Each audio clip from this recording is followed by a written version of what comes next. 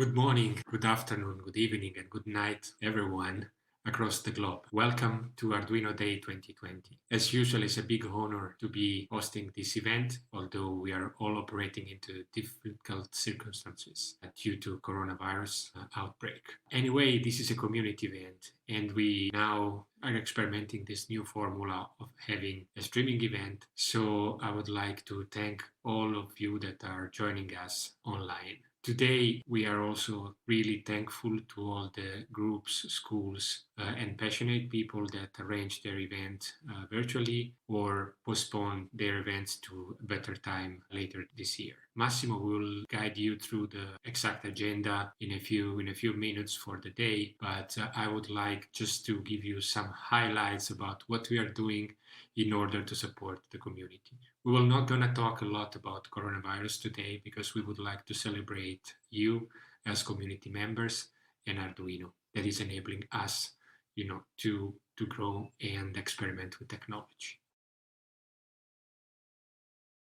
Talking about technology, Arduino is about community, but it's also about technology. And during the past few years, we have been investing quite extensively in order to bring you the best technology we could. There were some areas where our tools were not perfect, and there were some features that were highly requested by our community members. Given the quantity of investment that we have made in hardware and software, I'm really proud to give you a glimpse of what we have been doing in order to overcome some of the limitation and enhance our tool and also provide the best technology that is available on the market into your hands.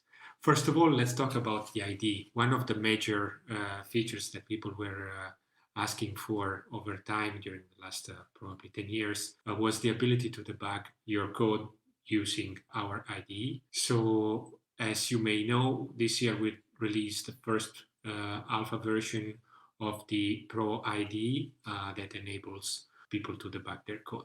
It's a big, feature. It requires a lot of investment, and along with the debugger, the IDE also features the ability to do auto completion of code. So all the modern features that are needed. We also worked quite extensively in order to improve our documentation, and as you may have seen, we released the pinout for all our products in a very nice and usable format. So now there is an official pinout for all the products. Long awaited, not so complicated, but a very important addition to the way we describe our product. We invested quite extensively also on the cloud side because cloud for us is a paramount importance. We are sort of extending our capability for enabling people to develop connected products with our board or with a third-party board. So we released a number of announcements on the IoT cloud, including the new dashboards that are pretty interesting and pretty fancy to use. So I invite you to go there on create.arduino.cc and test our new capabilities as far as the IoT cloud is concerned. There is also a huge effort related to Alexa integration that enable people in very few minutes, and believe me, it's very few minutes. Even myself, that now I'm an expert on PowerPoint and less on programming, was able to connect a device, a MKR Wi-Fi 1010 in 7 minutes to Alexa and have it turn on and off my lights in the house. So it's something that is extremely simple to use, but very, very, very powerful. From the hardware point of view, 2019 has been an exceptional year for us because we brought to the market a number of new products that are quite interesting.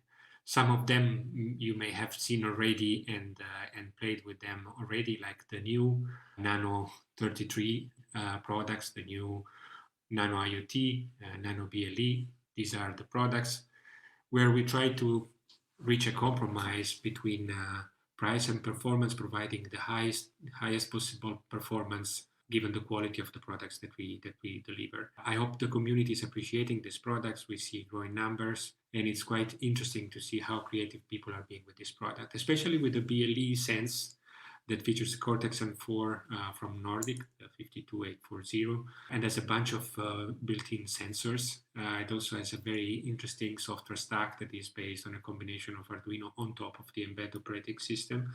This allows people to do crazy stuff, including AI on the edge. We saw crazy applications, so check on the web how many crazy stuff people are doing using TinyML and all the Google efforts. We are also working quite extensively for more sophisticated boards, and you may have seen the announcement of the Arduino Portenta. That is one of our products dedicated to the professional segment. It's quite beautiful product, very powerful multi-core architecture, Cortex M4 plus Cortex M7, very interesting software stack, again, with the ability to run Arduino code, but also with the ability to run Python code and JavaScript on different cores.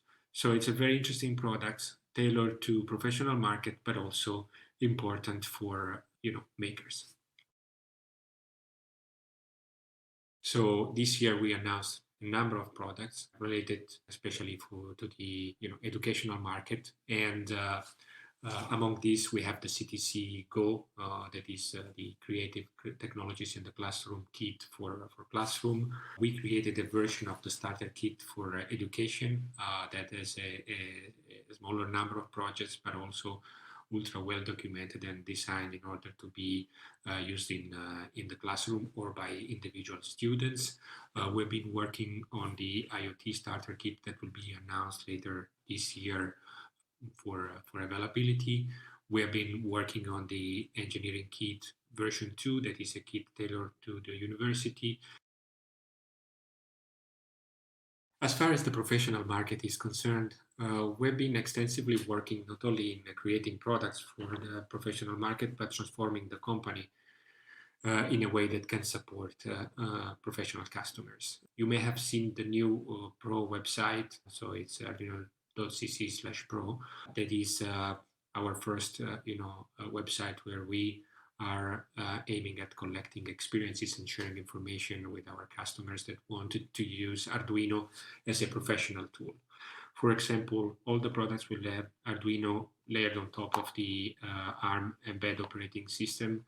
This allows people to do much more complex application where multitasking is required by leveraging the feature of the underlying operating system. We've been collaborating with ARM as far as the value and device management integration with our cloud. So there is much more coming in this area in the upcoming weeks.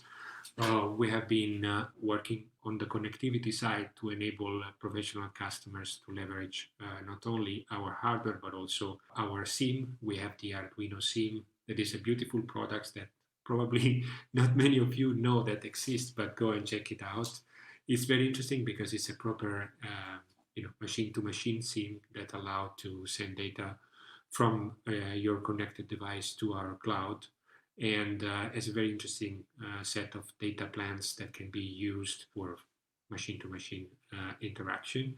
But we have been also working on the LoRa side, introducing our LoRa gateway that is quite powerful in terms of radio capabilities and quite interesting, and allows very simple deployment of LoRa network. We're working on an outdoor version of this gateway that will be announced later this year.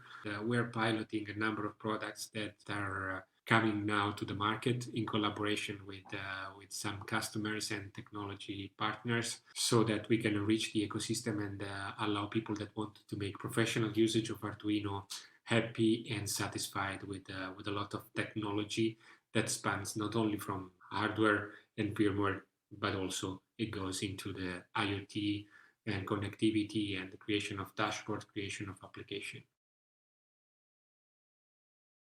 As a closing remark, let's remind that this is our community event, so we would like you to enjoy the event organized by us, but also by your local communities. During this event, the streaming part has a very packed agenda of people and experiences that will be featuring their enthusiasm, and I'm pretty sure you can get more from those testimonials than from us. But we also have a lot of Arduino people talking today and bringing you their passion on the product they are making, and we are always here. So thank you very much for listening to me and for joining the event. I hope you will enjoy it throughout the day, and have a great Arduino day, and let us know what you think during the social channels.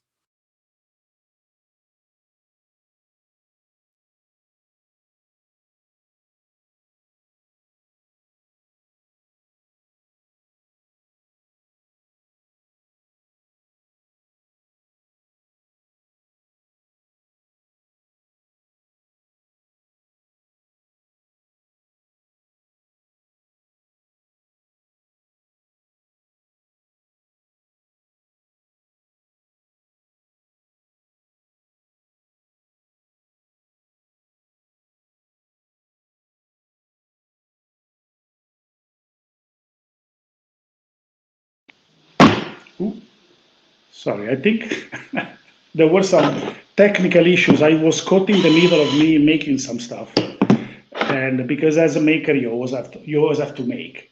So this is for you. Welcome to the 15th Arduino birthday, Arduino Day 2020, a global celebration of Arduino. So, and basically you will see that most of the people that will connect today are more or less connected from home, because all the people who work for Arduino have been working from home for the past 3 weeks. Everybody's doing great. There's some amazing energy, although we are not meeting in person every day. It's amazing. Same thing goes for this Arduino Day celebration. Normally, this Arduino Day celebration happens, let's say, is a physical event across the world. Last year, there were more than 600 events around the world. This year, we told the different communities that maybe it was better to convert the event to an online event. And we already had thought about converting this event to a live event, because we wanted to use this time to bring together all the different people around the world, bring in more people from all over Arduino, and in a way, use it as a way to connect all the people that are celebrating today. In fact, just a few minutes ago, I was on WeChat and I was chatting with the Chinese community that they were sort of at the end of the celebration, because it's now 9:20 p.m. in China. And but here in Europe is the early afternoon. So what's going to happen today? So today we have 4 hours. Oh, somebody says, do not touch my face. It is very complicated because I keep touching my face. In fact, I'm doing this from stopping myself from touching my face. But I am loaded with hand sanitizer, so we're all good to go. So the idea is, it's a whole day where we're going to basically show you some of the work that the community has been doing. So we have videos of people talking about what they've done. We have live guests coming from different parts of the world. So we have people from Australia who sent us a video because they're already in bed by now, I think. We have also people who work for Arduino. We're going to be live. So they're going to be talking about the work that they do. We also have some nice thing that we're going to show you. We have a short video that will follow in a few minutes, which is essentially a collection of different videos that people sent us in the last few weeks, wishing happy birthday to Arduino. So it's quite nice. Also, we wanted to also celebrate the fact that Arduino itself, as a company, it is a multinational in a way community. So you will see also a bunch of small videos of people who work for Arduino, who come from all sorts of different countries, who basically are going to wish happy birthday to Arduino in their own language. And also you have some members of the Arduino company who are using their second language. So we have one of our friends in Italy who speaks Japanese. There's somebody else who speaks Chinese. It's going to be a very nice collection of videos. There are several spots along the day where we're going to have Q&A moments. So basically, there's going to be a moment where you can ask questions through the chat, and we are going to answer your question as much as we can. And yeah, there's going to be a number of presentations. For example, people who work for Arduino will present projects they worked on, and then there will be a short Q&A afterwards if you want to ask questions. There's going to be some videos to talk about the different products we worked on and different things we worked on.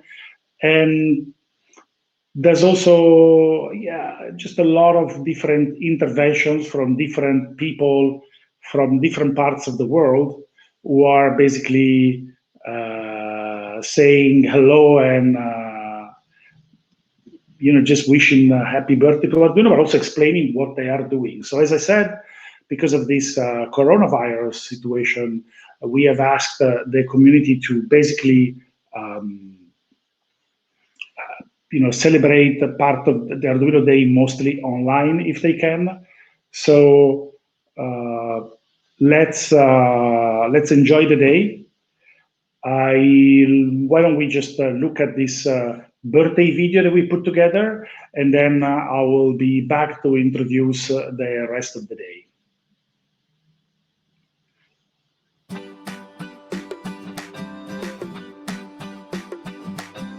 Arduino has inspired me to bring my ideas to life with their simple to use boards, bringing my idea from board through to prototype.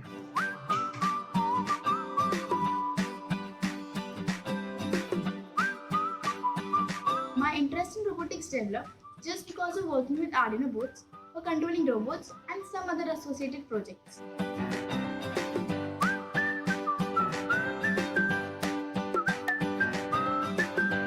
When I was 13 years old, my parents gave me the Arduino 2009, and then in high school, I used it for a class to create an earthquake detector.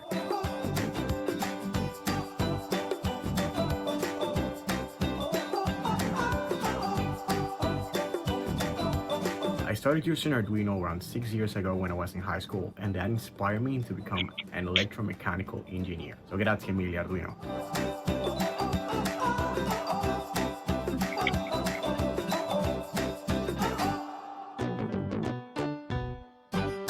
In the past 15 years, the Arduino changed my life so much that I cannot spend a one day without working with Arduino.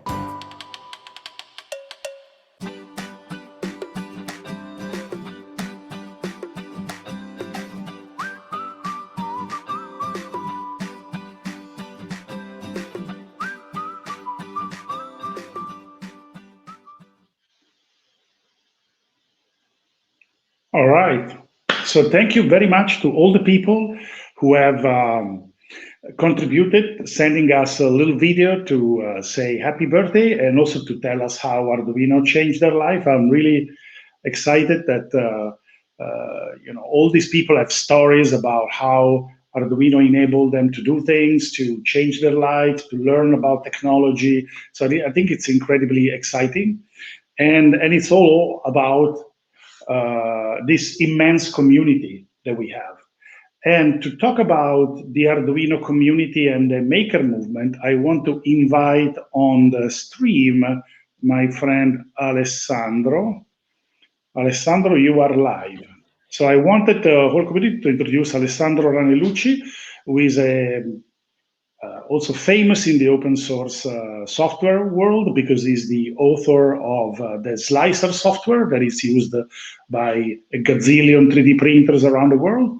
He has joined Arduino recently, and it's my honor and my pleasure to let him take over the stage and tell us about makers and the community. Thank you. Thank you, Massimo. Hi, everybody. I really can't describe the feeling of joining Arduino and being here. Trust me, it's really like if your favorite rock star calls you on stage to play the bass with him, and in this case, the rock star is Massimo, and the band is the Arduino team. So I'm really excited to be part of Arduino finally, and focusing on community, open source products, and making this project greater and greater. Yeah, I've been working on open source software for like 15 years, and I spent 8 of those years coding this tool for 3D printers called Slicer. So building a community, seeing how you can enable people to do creative things by unlocking things that they are not able to do. And after that, I spent a couple of years working for the Italian government, trying to make our country more digital and especially more open source. Well, some people out there might be curious about what is it like to join Arduino? I got those questions, and I would like to share my feeling. The Arduino team is a wonderful mix of young people, mostly from many parts of the world. And by the way, we will hear some of them during this live streaming greeting in their native languages. And they are super cool hardware engineers, firmware engineers, designers, education experts, cloud experts, security experts. It's a small group of people. It's a small community enabling a huge community all over the world. So they all think, are we doing something that our community needs? What can we do to enable people? This is basically Arduino's mission, enabling people. So being active in the community, this I'm telling to you, is very important for us because we'll learn from you, and the entire project relies on sharing and participation. We are already 30 millions of active users around the world. It's a huge community. I would like to start by saying something about the forum. You all know the forum, the Arduino forum. And I would like to send a huge thank you to all of our moderators because they handle a lot of traffic. They help people. They keep everything well organized. So thank you guys for what you're doing. And I also would like to thank all the users who are spending time in the forums to help other people, because helping other people is not just volunteering. It is the best way to learn, because it's a good investment spending time in a forum. And I would also like to announce something. We are working on migrating the forum to a newer software. This is big news because it's many people are waiting for this. It will become more modern with more features and a better experience. So it's not really easy to move such a big forum, but we're working on that. I would also like to mention Project Hub. Many of you know it. It is the place where Arduino users post their projects. You upload your files, your pictures, and write the instructions to assemble everything. I really invite all of you to start documenting your projects, because documenting a project is the best way to learn from what you're just done. And also, it is a wonderful way to inspire other people and get inspiration for your next project. It's a collection of basically clever ideas from clever people with many gems that you will happen to discover if you browse the project app. So jump in there and put your project there. And I would also like to mention another community space, which is younger. Not many people know it. We have a Discord space. You will find the link on the YouTube description, so you can join it right now. It's a real-time chat where you can interact with other users.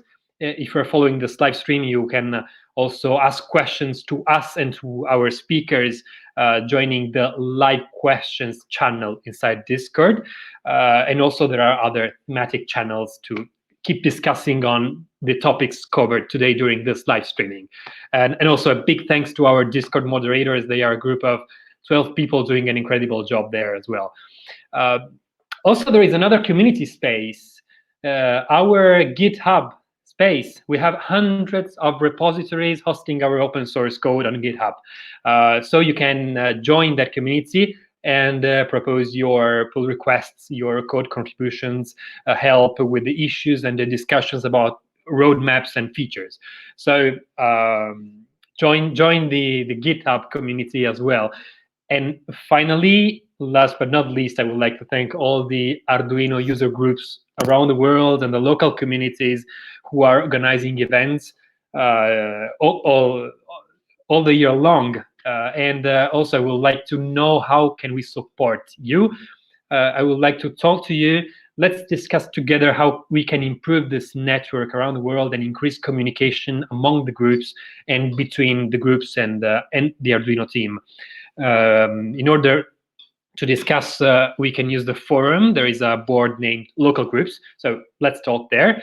And for anyone else, there is another board in the forum called Suggestions for the Arduino project. So if you have any suggestion, any idea, proposal, don't be shy, come to the forum and tell us, because we are really here to talk to you and learn from the community. Okay, I will stop talking now. I said enough about the community. It's time to see what is happening around the world during this Arduino Day. So let's start from the exactly other side of the world. Let's go to Melbourne. Let's go to Australia, where the community of Pakronics is running a contest today featuring dancing robots based on the Arduino Nano Every.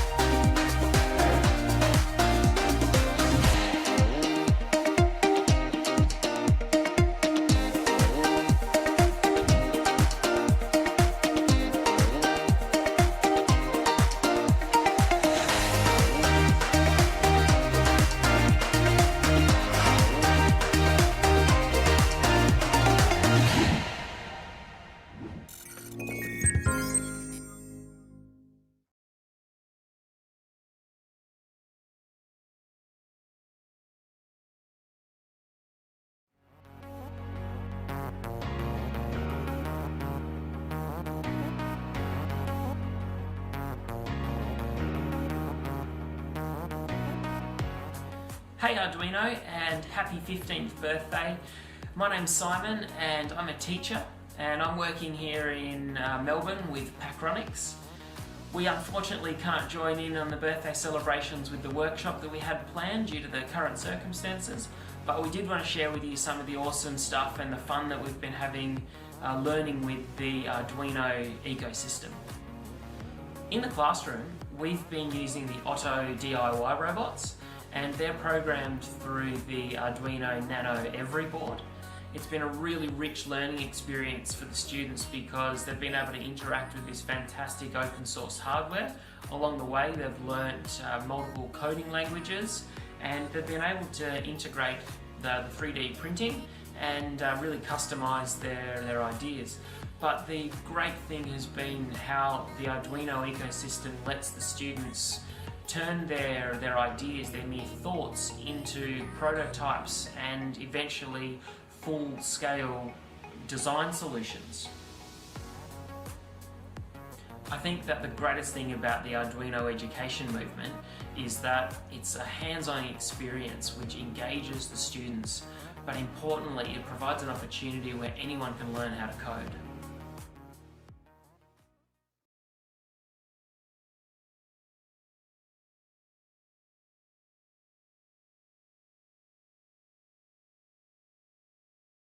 Right. Cool. So, how's it going? Let me see what people are writing on our chat. So, how's everybody feeling? Let me check. Oh, wow. So there is our friend Violet who says, happy birthday from Shenzhen. Let me show the message. We have this powerful feature where you can show the messages on the live stream. Ciao, Violet. It was nice to see you. Violet works for Seed Studio, our friends in China. This is amazing. Let's see what other questions are there. Everybody's asking the same questions. How many years old is Arduino? Arduino is 15 years old. So we usually use sort of middle of March, the closest Saturday to March 17, to mark the day where we came up with the name Arduino, and we shipped out the first board for manufacturing. And I was, let me just send randomly, I want to quickly add somebody to the video, just as a random thing. This is not prepared, I just added him. So me and David were sitting on the computer. Actually, I was sitting, he was on top of me. And we were typing the name, and we said, how do we call this thing? And we said, okay, let's call it Arduino like the bar. And then we pressed the button, and we sent the file. And this was March 17, 2005. So now it's 15 years after we did this. David, are you connected? Then we pressed the button, and we sent the file. And this was March 17. I added you randomly to say hi to the community. Years after we did this. David, are you connected? Yeah, I'm connected. Oh. Say something about the moment we sent out the first files for Arduino. So something's going on because I have a hard time hearing you. I have a fantastic delay. But yeah, well, so we're watching this show home, the whole family, and it's great to see that 15 years have passed. I mean, there are so many things, so many experiences. We met so many people in the world, and I think we owe so much to the Arduino community in general. Right. So thank you very much, David. We will see you more later. I just wanted him to come in and say hi the moment we kind of celebrate, the moment we press the button to send first files to manufacturing. So the next item on, oh yeah, so Violet says that the Chinese community is rebroadcasting this video on Tencent Meet. So you can actually watch this inside the Chinese firewall if you want to. So to celebrate this, actually, it's time to send all the international greetings. As I said, we prepare all these videos where the members of the Arduino team are actually saying hello and happy birthday in a lot of different languages. So please, let's roll the video. Konnichiwa. Arduino no IoT 企業担当責任者のアンドレアです。Arduino 15回目の誕生日を日本の皆さんと一緒に祝えることを嬉しく思います。皆さんこれからも Arduino をよろしくお願いします。Hallo, ich bin die Angela. Ich kümmere mich bei Arduino um unsere Handelspartner für den Education-Bereich. Wir bringen Arduino in die Schulen und Universitäten weltweit und unterstützen Lehrer und Schüler, tolle Projekte mit Arduino zu bauen. Zum 15. Geburtstag wünsche ich Arduino alles Gute und den Arduino Day-Teilnehmern in Deutschland ganz viel Spaß. Tschüss! Salut, moi je suis Cameron et je travaille chez Arduino. Je suis graphiste ici et je souhaite une bonne 15e anniversaire à Arduino et une bonne journée Arduino dans tous les pays francophones cette année. Nous célébrons cela avec du style cette année. Au revoir et bonne journée. Ciao, sunt Claudiu și de aproape 2 ani lucrez în Arduino. Aș vrea să vă doresc o zi bună și să sărbătoriți bine ziua asta în care Arduino împlinește 15 ani. La mulți ani Arduino, la mulți ani România, vă salut pe toți. La revedere! Sziasztok! Csaba vagyok, és az Arduino logisztikai csapatában dolgozom. Ezúton szeretnék az Arduino-nak boldog 15., illetve mindenkinek hasznos, kellemes Arduino napot kívánni. Sziasztok! Hola, soy David Cuartielles, cofundador de Arduino y ahora mismo me encargo de llevar el equipo de contenido. Estoy aquí para desear un feliz 15 aniversario a toda la comunidad y un feliz Arduino Day, especialmente hoy a España, que es de donde yo vengo, pero también a todos los demás países de habla hispana. Un abrazo, hasta pronto.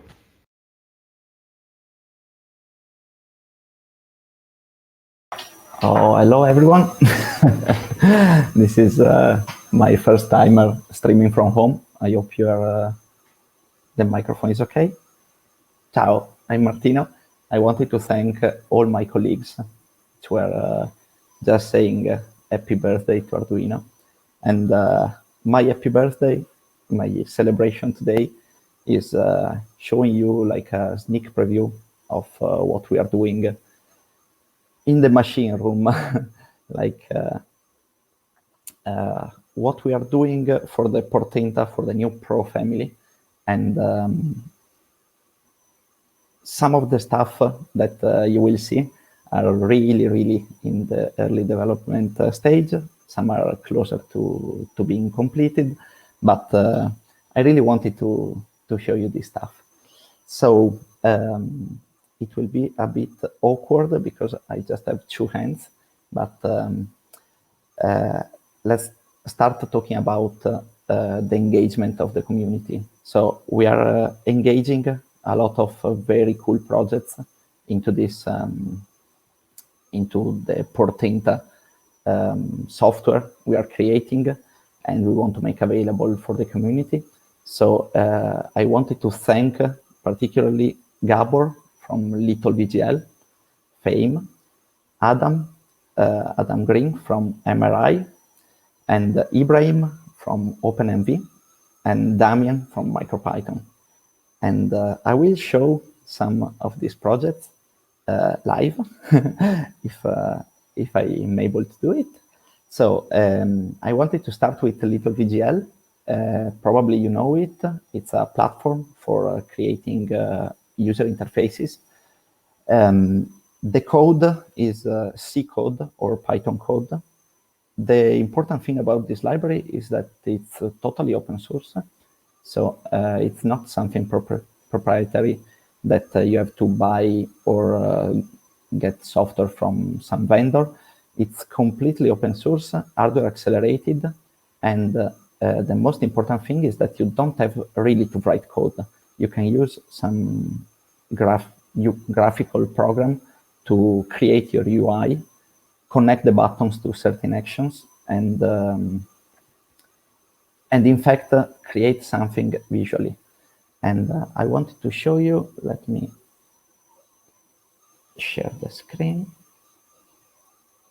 So this is the project. I hope you are seeing it. This is the project. It looks incredibly difficult, something terrible for Arduiners. But then you go here and you can add widgets and really easily. Right now, of course, the demo moment, it broke. But most importantly, I wanted to show a real demo, if I'm able to find again the camera.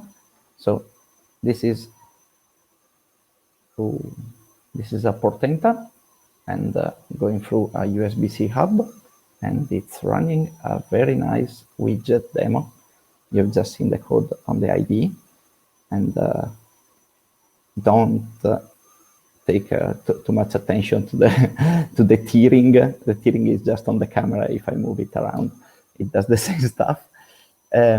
So Gabor helped us a lot in the porting, and this feature will be available from day one. So everyone with an HDMI display can show stuff, graphical UIs, very rich graphical UIs with a lot of widgets on the Portenta. And this was the first one. The second thing I wanted to show you is, since also Fabio had been talking about debuggers, I wanted to show you something much cooler than a normal debugger, which is a ROM monitor. In fact, it's a debugger running on the same board. So screen sharing again.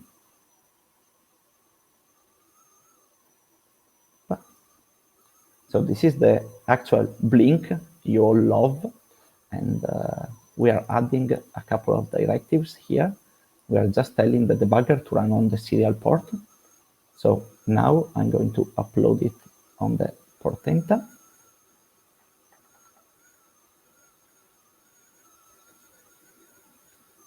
In the meantime, I can just tell you that this project is very, very cool. And here we are. So now we can open GDB.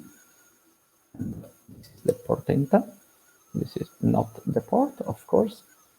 We are targeting, and that's it. Can you still see me? Probably somehow. If not, Ubi, just turn on the camera. So this is the Portenta. It's stopped at there is a breakpoint. Then we can type continue. Then we can stop it again, and list, and see what is happening. So right now we should be blinking green.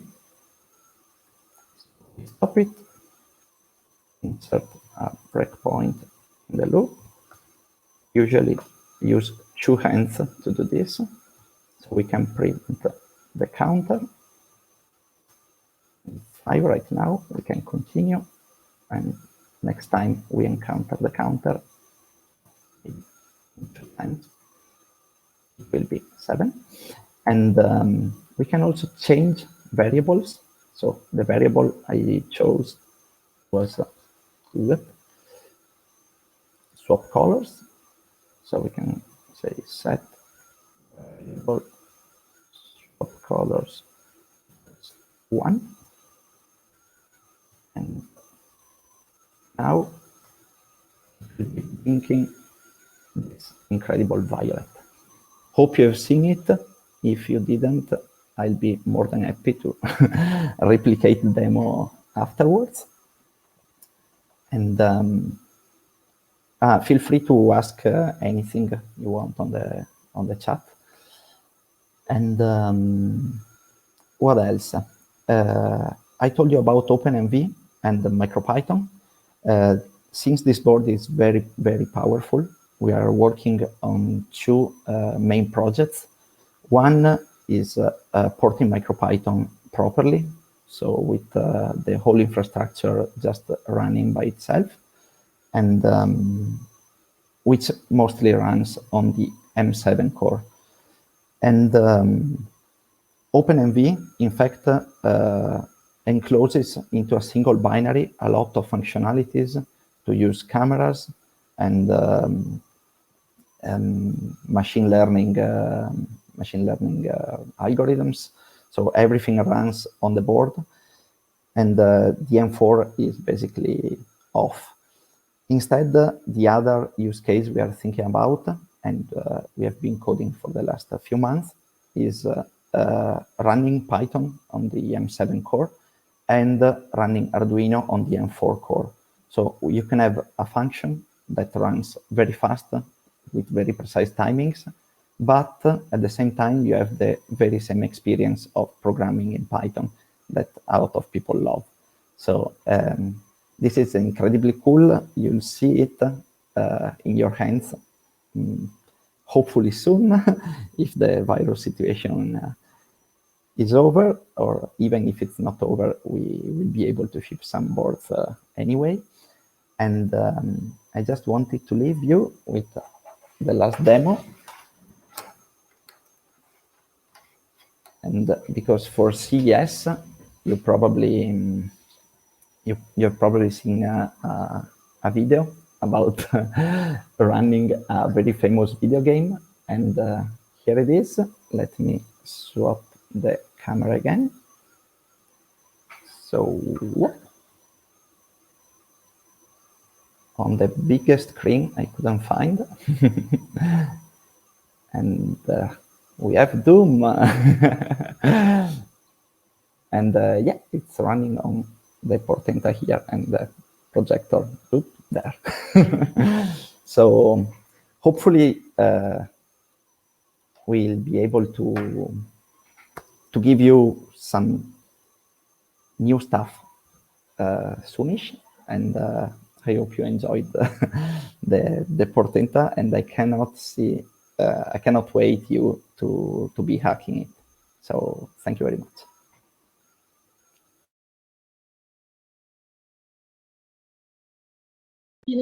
Thanks for explaining us a bit more about the Portenta. I have a couple of questions we received during your presentation from the community.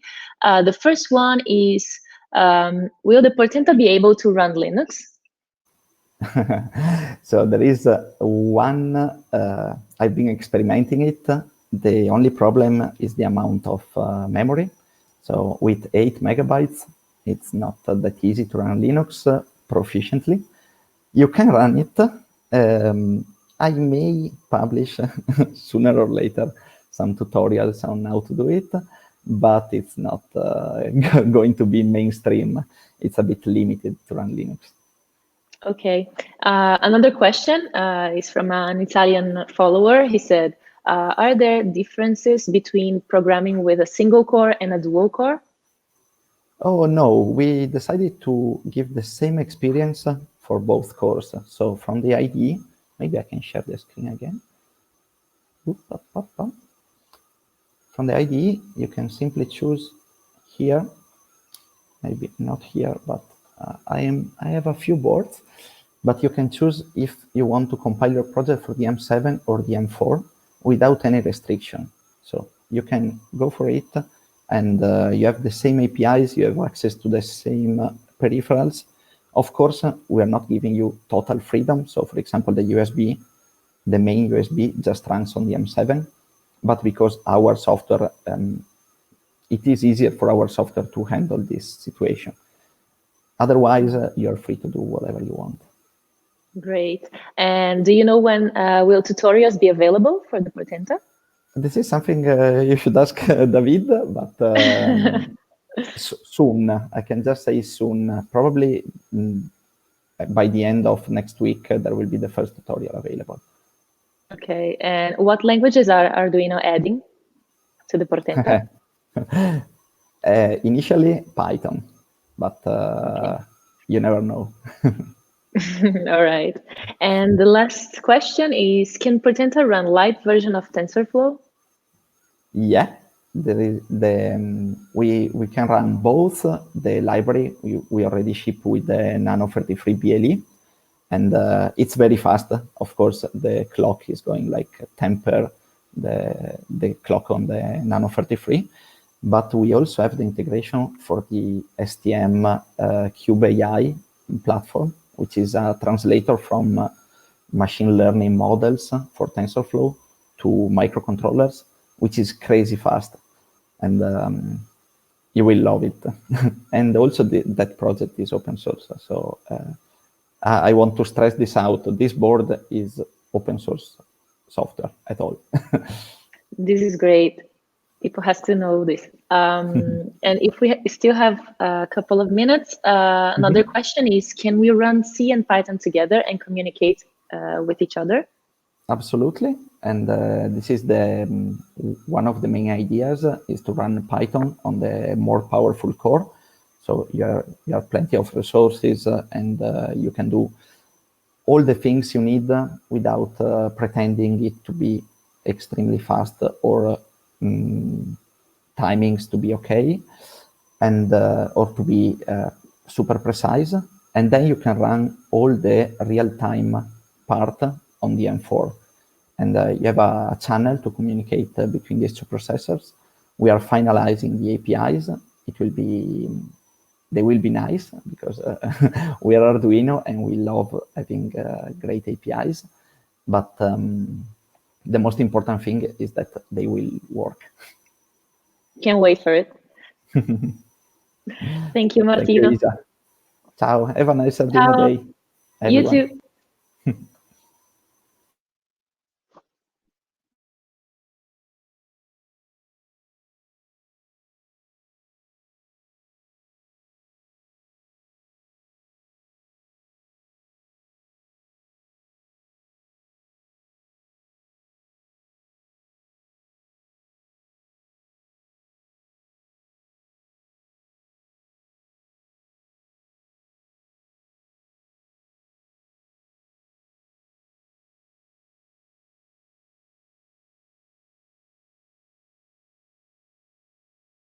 Alessandro, you are muted, so nobody can hear you. And also you managed to configure the software in a way that nobody can unmute you. You have like godlike powers on this software. So I'm gonna remove myself from the video. Good, great. So thank you, Martino, for this cool stuff. The Portenta is raising a lot of questions and a lot of interest in our channels, and also thank you, Isabella, for helping us with the questions. Isabella is a member of our design team, and today is helping us with interacting with the community. So we are now going to to see what's happening around the world. And there is a Fab Lab in Dubai, in the Emirates, which is running an online workshop. And let's first see a teaser about something we will talk about later, and then we will connect to Dubai. So many things that you can do with it, and it's all put into one. I love how they put science and fun together. There's loads of experiments that you can do. You can also kind of like work it out. Yeah, as well. so you discovered it yourself, so it was really fun doing that. I see this as a far more gender inclusive product. It's certainly not just for boys. I really like to push that notion that everybody's equal in my room. This kit makes it much more accessible for people to do practical physics. This could lead us into a new generation of new engineers, new inventors, and maybe, diversify the field.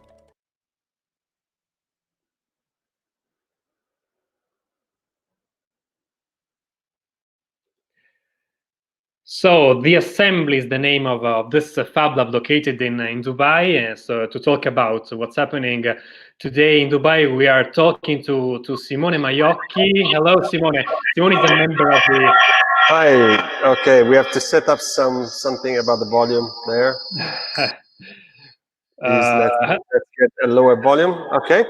Hello, Simone. Simone is a member of the Arduino team and is working in Dubai. Sorry for the feedback. Now we have to check a little bit about the audio, but we are here in Dubai. Actually, it's 3 hours forward. And so what we've done so far is that we already had our Arduino day, and I'm here at the assembly. You see the situation is calm as it was 3 hours ago because of the coronavirus, we had to run everything in streaming. So I would like to give the connection to my colleague Nihil, that is the Fab Lab manager that is running this community since a lot of years. I am here since just 1 year.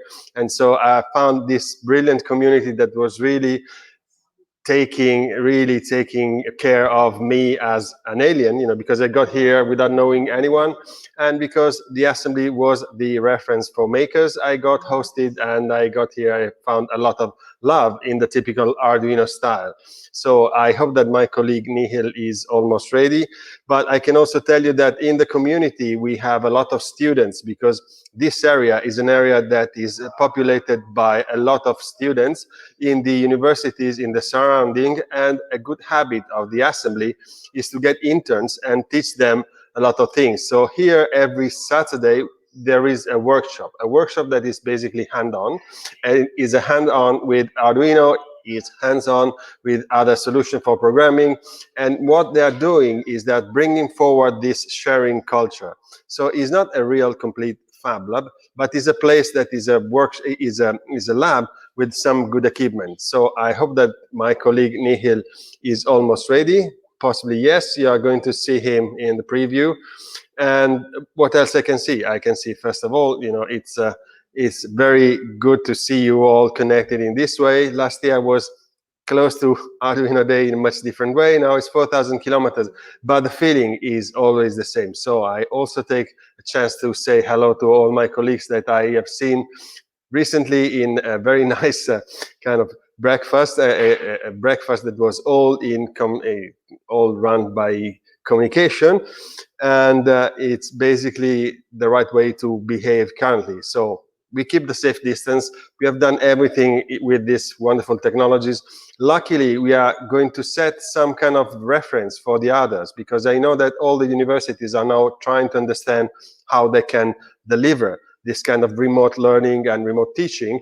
And what we've done today is something that is really important, because it shows how you can do that kind of thing. I think that Nihil is almost ready, and switch on him if you can. Alessandro? Simone, okay. There is Nihil. Right, you're on. Hi everyone. Good to see you. Oh, we're still having issues with that. You muted. Okay, good. Hi, Alessandro and everyone. It's really great to be here. As Simone told you, we did an Arduino day at the start of the day. So we just got over with it, and this is really great to be on here on the official stream. And it's wonderful for us to be part of your community, and our hearts go out to all of you there. I know it's a difficult situation everywhere, but we definitely are happy that we could at least get a live stream going here.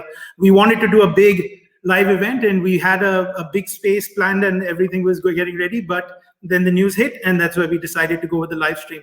And of course, we're lucky to have Simone, who was there to provide all the content, and he's been very amenable to us with all the different stuff we do. So we do workshops every week, as you had mentioned earlier, and a lot of them are Arduino related. And I'm going to see if I can just share my screen. I don't know if that's going to work.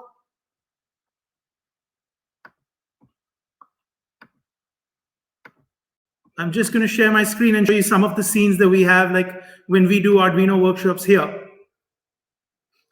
So there's no sound on that, but you can definitely see that the maker spirit is alive and well here also in Dubai. I mean, we did some interesting ones. We tried to orient them around different topics. So 1 week we concentrate on building something for magnetic levitation. The next week we were doing something to do with gesture control. So there are many different options. I'll just skip through that so that you can see the salient points.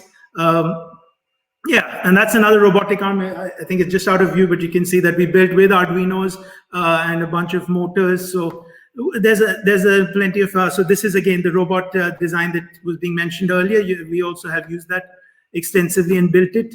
So you can see there's many things we've done with capacitive touch, and it's a lot of fun, as well as there's a lot of learning. And we're very proud to have the community we have. We've been doing this for 5 years, and we've had continued support. So there is a lot of interest, and it's all ages. I mean, we sit in a startup hub, a startup incubator, so we get a lot of people from that line of work as well. I mean, from that line where they are interested to see how they can use Arduinos to prototype and build their products before they have to go into a commercial phase. So all the new developments that are happening, I just heard about Portenta today in our sneak peek, and I think that's plenty to do. I mean, because we have a very big data science and machine learning community also that's coming up. So there's a lot that is going on, and we can definitely hope to do a lot more. And of course, Arduino Day, we had like our 2-hour show today, and we showed a lot of stuff. We have many projects in this lab, and of course, Simone had built the color theremin, which was one of the big ones. I don't know if you can see the arm behind me. That's actually the robotic arm that we were showing before, which is gesture controlled, all 3D printed. But we also work a lot with the universities, and we get their students work with us. So it's like an internship, and they work for 3 months at a time. We train them up in real world skills. And the first thing that we always tell them is they have to learn Arduino, and they have to learn how they can get around with that. And then they start ideating, and then they start thinking about how to do more with that. Okay, Simone, I'm going to mute mine. Okay. Thank you. Okay, so basically this is the situation. I was really lucky to find this place. And basically, it looks like in countries like these ones, where the students are all going to private schools, the importance of education is really high. And I can tell you that I found a number of situations where Arduino is the device that is used into schools. And I also found out that there is a strong community of students that are into Arduino because it's a community where everyone is with peers. There is not a teacher and the student, but in the Arduino community, everybody is learning, and this is what they love. And I think that this is a very important thing that I wasn't aware of until I got here, and I saw so many students that were brought into Arduino on their own will and not because they started a school. They first discovered it on their own, and they found it at school. So very good for us, a lot of stuff to do here. I think that Alessandro will be proud of what's happening here. Simone, it's really nice to hear what's happening in Dubai with the local community. We are used to see videos of Arduino events during the Arduino Day with many people on screen, but this special day with everything going virtual, of course, is a bit different. But it's really nice to see there is a posting community over there. So thank you, Simone, and thank you, Nikhil.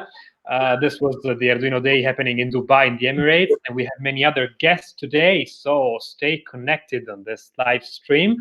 Now it's time to talk about science and education. And there is a huge community, as you know, of educators and students using Arduino. So our colleague Valentina Chinnici is going to present the science kit of Arduino, and afterwards she will answer to your questions live. But before that, let's hear a few more greetings in international languages from the Arduino team. Hallo zusammen, ich bin der Sebastian. Bei Arduino bin ich als Interaktionsdesigner zusammen mit meinem Team dafür zuständig, das Nutzererlebnis von unseren physischen wie auch digitalen Produkten optimal zu gestalten. Ich wünsche Arduino einen schönen 15. Geburtstag, feiert den schön in der Schweiz. Buon 15° compleanno. Sono Silvia e lavoro nel team marketing. Un saluto a tutti gli italiani che ci stanno seguendo in streaming ora e da casa, come me, e un buon proseguimento, ma soprattutto buon Arduino Day 2020. Hi అండి, నా పేరు శ్రావ్య. నేను అర్డుయినోలో application ఇంజనీర్గా పనిచేస్తున్నాను. అర్డుయినోకు 15వ పుట్టినరోజు శుభాకాంక్షలు. మరియు ఇండియాలో అందరూ అర్డుయినో డే చాలా బాగా జరుపుకోవాలని కోరుకుంటున్నాను. Hej, jag heter Therese och jobbar på Arduino. Jag vill gratulera Arduino på 15-årsdagen och önskar er alla en glad Arduino-dag i Sverige. Hej då! 15. doğum günün kutlu olsun Arduino. Merhabalar, ben Tuğrulhan. Arduino'da ürün tasarımcısı olarak çalışıyorum. Umarım hepiniz Türkiye'de çok güzel bir Arduino günü geçirirsiniz. Sağlıcakla kalın. Cześć, nazywam się Zuza. Co robię w Arduino? Zajmuję się cyferkami, a dokładniej pracuję w dziale księgowości. Chciałabym życzyć wszystkiego najlepszego z okazji 15 urodzin dla Arduino, a Wam w Polsce dobrego dnia Arduino. Cześć! I'm Valentina and I'm the product owner of the Arduino Science Kit Physics Lab. First of all, let me tell you, happy birthday Arduino! I'm really glad to be here this year. This is my 4th Arduino birthday, which is amazing. And I'm glad to share this day with you all over the world. And I hope you will enjoy this streaming with us. So today I'm here to present the Arduino Science Kit Physics Lab. We co-developed in partnership with Google. It's a kit that helps you understanding the fundamental laws of physics in a very playful and engaging way. It comes with a kit. Today I'm working from home, so you can only see the Arduino Science carrier board with the Arduino Workpipe and I don't have the kit with me, sorry. And also the Science Journal app for Android, which is an app that is currently available for free on the Google Store, on the Google Play Store, sorry. And you can download it and start using it straight away, either with your phone or with additional experiments and additional hardware like the Arduino Science Kit Physics Lab. So, what it is, the Arduino Science Kit Physics Lab. So, if you haven't never heard of it, the Arduino Science Kit Physics Lab is a kit that helps you understand physics in a very engaging, hands-on, inquiry-based way. So you have your carrier board, the science carrier board, where you have several connectors for like plugging inputs or other sensors that are already inbuilt in the carrier board. And then you have conductive pads where you can connect banana clips in order to measure voltage, resistance, and current. So then you have the Arduino microcontroller, which is the Arduino MKR Wi-Fi 1010, which works over Bluetooth. I know it's counterintuitive, but here it is. And so you connect this board that comes already pre-programmed, so you don't need to program anything. You connect your board with your phone, with your Android phone. You will be able to read data straight away in real time from your hardware straight to your phone. This board has an IMU, so an inertial measurement unit, which is a fancy way of saying that you have an accelerometer, a gyroscope, and a magnetometer, all in this like tiny little module over here, which is small. And then you can also plug additional sensors. You have two that comes in your kit. One is the temperature sensor. Is it? No, this is the light sensor, sorry. And then you have the temperature sensor. This module have the groove connector. So if you have like a Groove Seed Studio Groove kit, you can plug it and use it straight away. And in addition to all of that, I know it sounds like a lot, you also have online content. So you have 9 lessons, which includes tutorial, step-by-step information, and also pictures, step-by-step guides also for the teacher if they want to get started in the classroom. So you have teacher's tips. You have student worksheets, you have a connection with Google Classroom. So whenever you want to assign one of these lessons to your students, you can export it straight away to your Google Classroom account, and students can have the assignment or announcement based on the lessons that you shared. Then you have additional materials. That means that the moment that you finish your experiments, you will be able to keep experimenting also without like the guidelines, like without straight instructions. So this kit is an open-ended kit. That means that you can keep experimenting forever. And also another thing that I would like to mention is that the science kit, especially if you're based in the US, is now COPPA compliant. That means that it is safe for children to use online. So basically, we won't get any data, any information, and any sensitive information from your kids. And everything is completely safe for kids to use, especially in schools where this is kind of a requirement. And so, like, of course, security is one of our main priorities, especially when it comes to kids. So everything is absolutely safe for kids to use. The Arduino Science Kit Physics Lab is a themed kit. That means that you will learn traditional physics, all the formulas, everything, like very fancy stuff, but you will learn everything playing with amusement park rides, because I don't know if many of you know already, but most of the famous amusement park rides like the Gravitron and the jumping drop off and so on and so forth are based on physics, because otherwise it would be impossible to make them work. So you will learn not only about traditional physics, but you will learn also a lot about amusement park. Like, I really like amusement park. I don't know you, but I really love them. So I hope you will enjoy them just as I do. And inside the kit, inside the content area, also you will get more information about these rides. You will find videos, you will find everything online.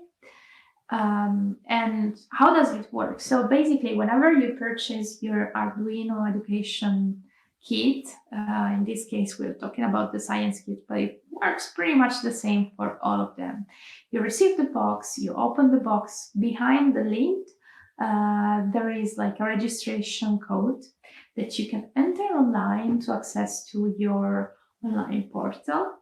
So of course, the registration has to be made by a teacher, so you'll be required to enter your information as a teacher.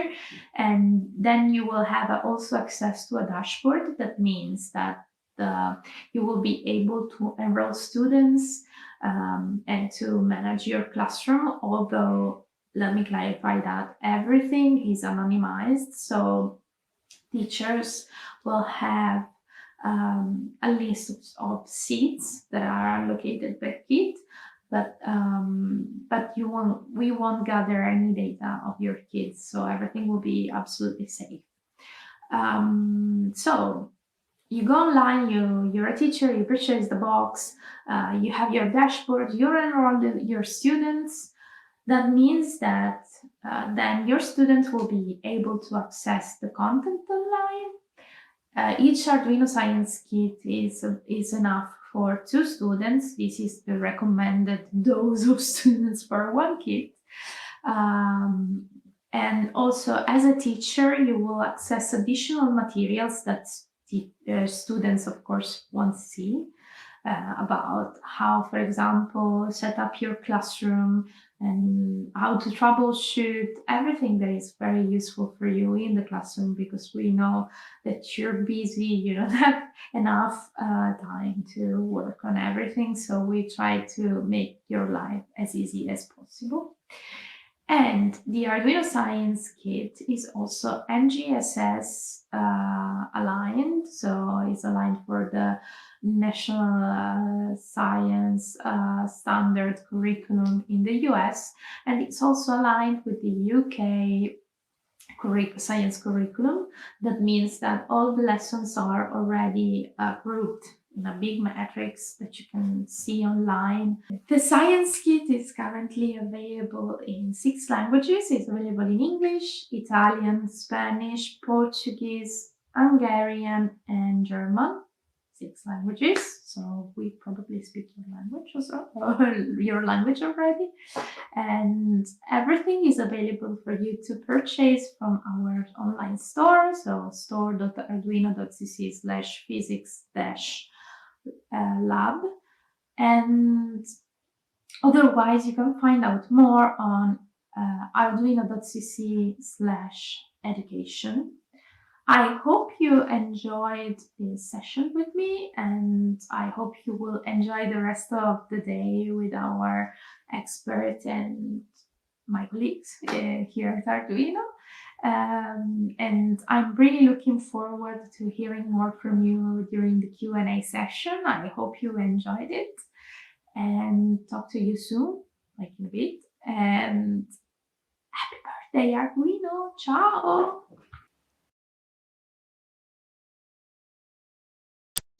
Hi, Vale. Thanks for this session. The Physics Lab is an amazing product, and I'd like to remind everyone that we have 20% off selected products in our store. So make sure to go to store.arduino.cc and check it out. And Vale, I have a couple of questions from the community to you. I'm ready. The first one is, what grade level are the materials appropriate for in the Science Kit? So the kit is designed for students aged 11 to 14 years old, and this is the recommended age level. However, it can be used by like even older students at high school level, for example. So of course, this is like a stepping stone for people who wants to get started with science and physics, especially. It doesn't require any coding, so you're pretty much ready to go the moment you plug everything together. So it's very simple and easy to use. And wow, 6 languages. It's a lot. Yes. So if I'm homeschooling, or if if my students are at home, can I still use the Science Kit? Absolutely, yes. The kit is obviously designed for an educational setting, but it can be used by parents, for example, or guardians that wants to use it with kids. For example, these days where everything is a little bit complicated than usual, a little bit more at least, you can purchase the kit, you can use it like as a parent, and so you set up the account as a parent, and then you create the account for your kid. And it's absolutely feasible, and it can be used at home as long as you have a working internet connection and also a smartphone. Everything is there for you to use. Great. And is it compatible with Google Classroom or Yes, Chrome it is. OS? Yes, so it's compatible with both. So you can export lessons online. So you click on the small button on the content and you export the lesson to your student if you are a Google Classroom educator.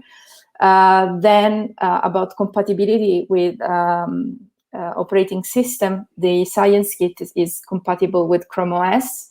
That means that if you have like a Chromebook, you're pretty much set up to getting started with the kit. And if you have a Chrome OS laptop that works also with Android application, you can also run the Science Journal app online. So you can read the data stream straight to your Chromebook computer. So it works. Great. And you spoke about amusement parks. I love them too. But I'd also like to know what concepts are covered in the Science Kit. So the kit covers 4 main areas: electromagnetism, thermodynamics, kinetics, and kinematics. Therefore, you have like a set of experiments that can be run on a table. So they're pretty simple to set up. And other experiments that are more based on motion. So everything from like gravitational acceleration and, for example, centrifugal forces. All these kind of topics are covered. So it really depends on the kind of approach that you want to take in the classroom or at home. The good thing about the Arduino Science Kit is that all the lessons doesn't necessarily require you to go through like lesson 1 to lesson 9. You can run whatever experiment you like. Everything is experiment-based, so it's not very theoretical. Of course, you have information about the theory behind it, but everything is more hands-on. Just because, for example, when I was at school, I wasn't very good at physics, so for me, it was easier to understand things when I was like seeing the experiment going on rather than learning a formula, which is equally important. But of course, it's easier for kids to understand everything if you get the learn by doing. Exactly. Yes. True. And do you need any setup or any solder or other kind of tools to use it? No, it's actually a very good question. So the kit is ready to go. You plug the carrier board and the board together. You plug it to a power source and you're set up. You don't need to run anything else. The only thing that are required to assemble, but it's like fairly simple, are like mechanical parts that are included in the kit. That means that, for example, you have sticks to run like the pendulum experiment. That means that you have to clip the carrier board with the sticks. But you can also use, for example, things that you have in your household. I don't know, a straw or a pencil. So everything, it's relatively easy to run even in the house. So we thought through the whole concept of the kit because we wanted to make it like very accessible for everyone to use. Okay, and the last question is, what will be the power supply of the physics lab kit? So you can run the physics lab kit or the science kit, whatever you call it, using a LiPo battery. So on the MKR Wi-Fi 1010, there is the opportunity of plugging a LiPo battery, and you can recharge it as well. But you can also use, for example, the power bank that you use with your cell phone, for example. Or another way could be if you're running the tabletop experiments is using the USB cable. So using a wire and you're set. Okay, thank you very much, Vale. Thank you. Happy birthday, Arduino. Thank you, Isabella. Bye-bye. Ciao. So thank you, Valentina. Thank you, Isabella. The discussion continues on our Discord space. We have an education channel there, and we continue our journey around the world about what is happening today.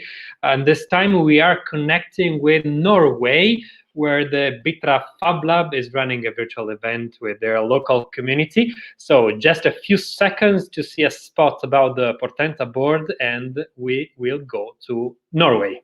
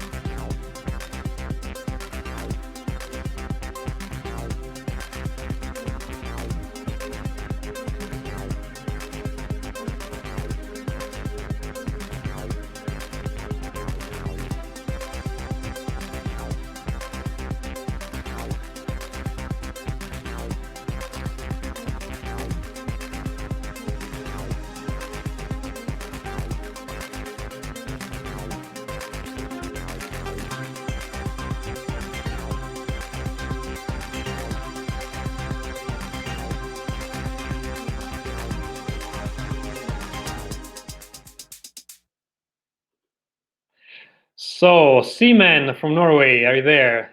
Hello, I'm here. Hello. So, welcome, and over to you. Actually, what is happening over there? Tell us. Thank you. Well, we're in Norway at the moment. So the Bitraf makerspace. On the screen now you can see how the makerspace really looks. But right now we're doing a virtual Arduino Day event. I'm afraid we can't hear very well. So check your microphone. Okay. Can you hear me better now? Not very much. Try to put it a bit closer, or yeah. Or maybe you can hear me better now. Yeah, try. This is from the Bitraf makerspace in Oslo, Norway, and we're one of the largest makerspace in Norway. Around 290 members, and on this picture you can see what I think is the best part of a makerspace. So this is during one of our workshops. So one member is doing a presentation of something, and then the rest of the or other members from the makerspace are learning from this. And as I said, this is what I think is the best part. That if you have a problem, there's always someone that can help you with this. In our makerspace, we do a lot of workshops, different kinds of workshops. Of course, the Arduino.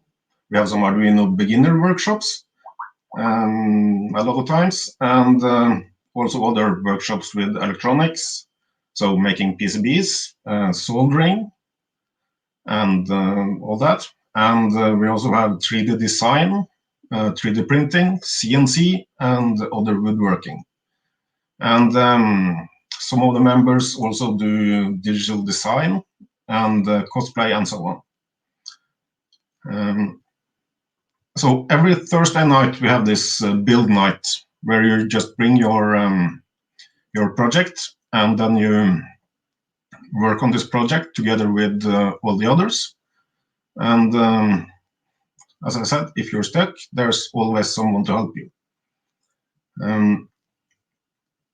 So the last Thursday we couldn't have this physical meeting, so instead we met at a Whereby digital platform, so digital video conference, and that's also what we're doing today.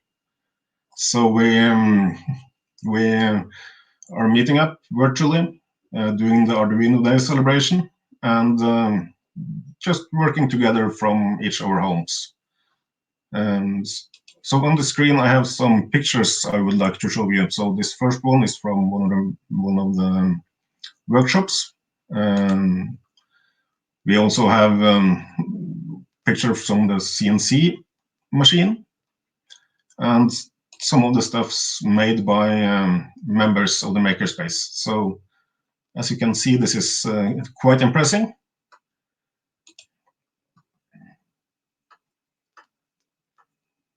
And we have all kinds of tools available.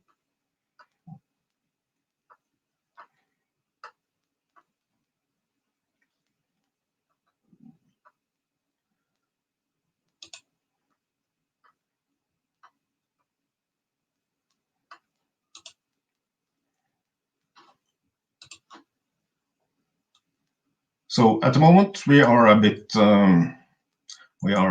slightly struggling with meeting physically. So as I said, Thursday we had this virtual build night. Today we have the virtual Arduino day, and we are planning to have virtual workshops and more virtual build night in the future. So, well, that's basically the Bitraf makerspace. We are open to everybody that would like to visit us. So if you're in Oslo, feel free to join us. Yeah, that's pretty much it. So, yeah. Thank you, Simone, for this. Did you have anything else to say, or a question to ask, or a message for the community for today? Yeah, well, actually, I have two questions for since I have the Arduino experts online right now. So the first question is about this. Well, some time ago, you had you started to make some complicated units, but it seems like you have moved more back to the roots with simpler, less complex microcontroller based. Is this a strategy change, and is it caused by something particular? Well, I'll try to answer. I think, so there is one strategy. So one strategy is that we have realized that more and more people are using Arduino in more professional settings, and they're also using it, for example, for industrial automation. So we have sort of created this pro business line where you have the Portenta and all this kind of hardware, which is designed for people who build project in industry. In fact, it's industrial temperature, industrial certification. So it is quite significantly more expensive than a basic Arduino, but it is designed for a world where you need a lot of computing power, low power consumption, and all these kind of stringent requirements. Then on the same level, we continue to build projects for makers, for students, for everyday people. And one of the things we wanted to try to do is to see how cheap we could build things, keeping the production in Europe, because that's one of the things that we try to keep as part of Arduino. So manufacturing in Europe. So we did this Arduino Nano Every, which is quite inexpensive. It's like €8. And then we did this, the Nano BLE Sense. It's got a lot of sensors, but it's still €20. So we're trying to, continue in the tradition of the things that we built until now, making them more powerful and cheaper and easier to use in a way. And also we have these new directions, which is to go after essentially a number of people that are already using the Arduino professionally, but the current Arduino, they are not certified for certain more extreme use cases. And so we are designing for that kind of people. Yeah, thank you. I have another question, if I have still time for that. Yeah, this is more about the history. So there's a non-standard gap in the digital port on the Arduino. And I've heard stories online that this is due to some rush for production. So is the story true? And if it's true, would you have done it if you knew how popular the Arduino would be? Yeah. So I fucked it up. Sorry. So the question is, so Arduino used to be a rectangular. Then David gave it this crazy kind of shape that was really nice. And then before I was preparing the files to send them to production, I accidentally moved the connector for half of the grid space. And then we send it, and we built 300 of them. And it's funny because we thought about it a number of times, we should fix it, no? And then suddenly we had 10,000 Arduino boards in the world. And at the time, which was like 2006 or something, the idea that 10,000 people would be upset because we changed the format of the board, we said, no, we can't upset all these people. This is what we have. And now several million units later,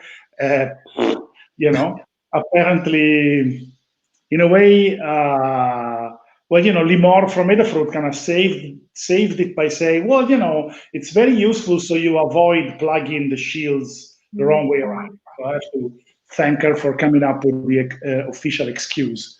But yeah, it's like a stupid mistake.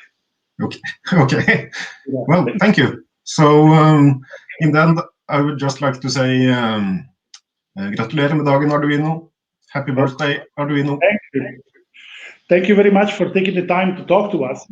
I think it's fantastic. We're really glad that you could make it. For us, it's very important. This Arduino Day is about the community, so it's about what you guys are doing. So thank you very much. And so goodbye, and we'll talk to you soon.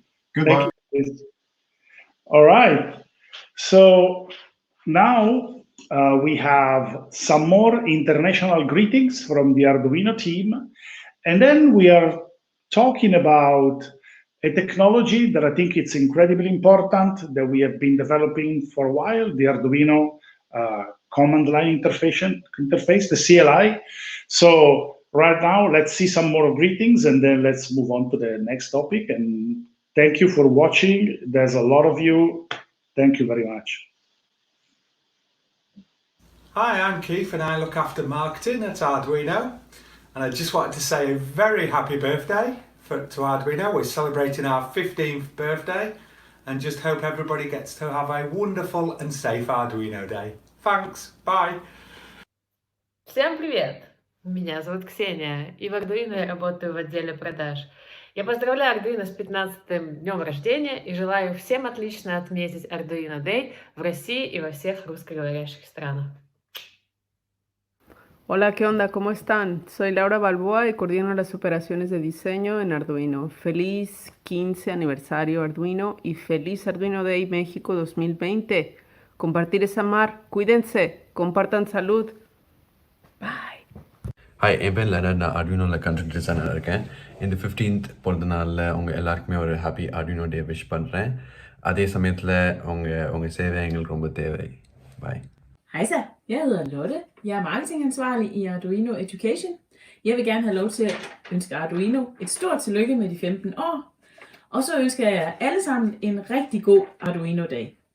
Melissa Ardinilta terve. Mä haluan toivottaa todella hyvää 15-vuotissyntymäpäivää Arduinolle ja hauskaa Arduino-päivää teille kaikille. Muistakaa jakaa somessa teidän projekteja ja päivän tapahtumia.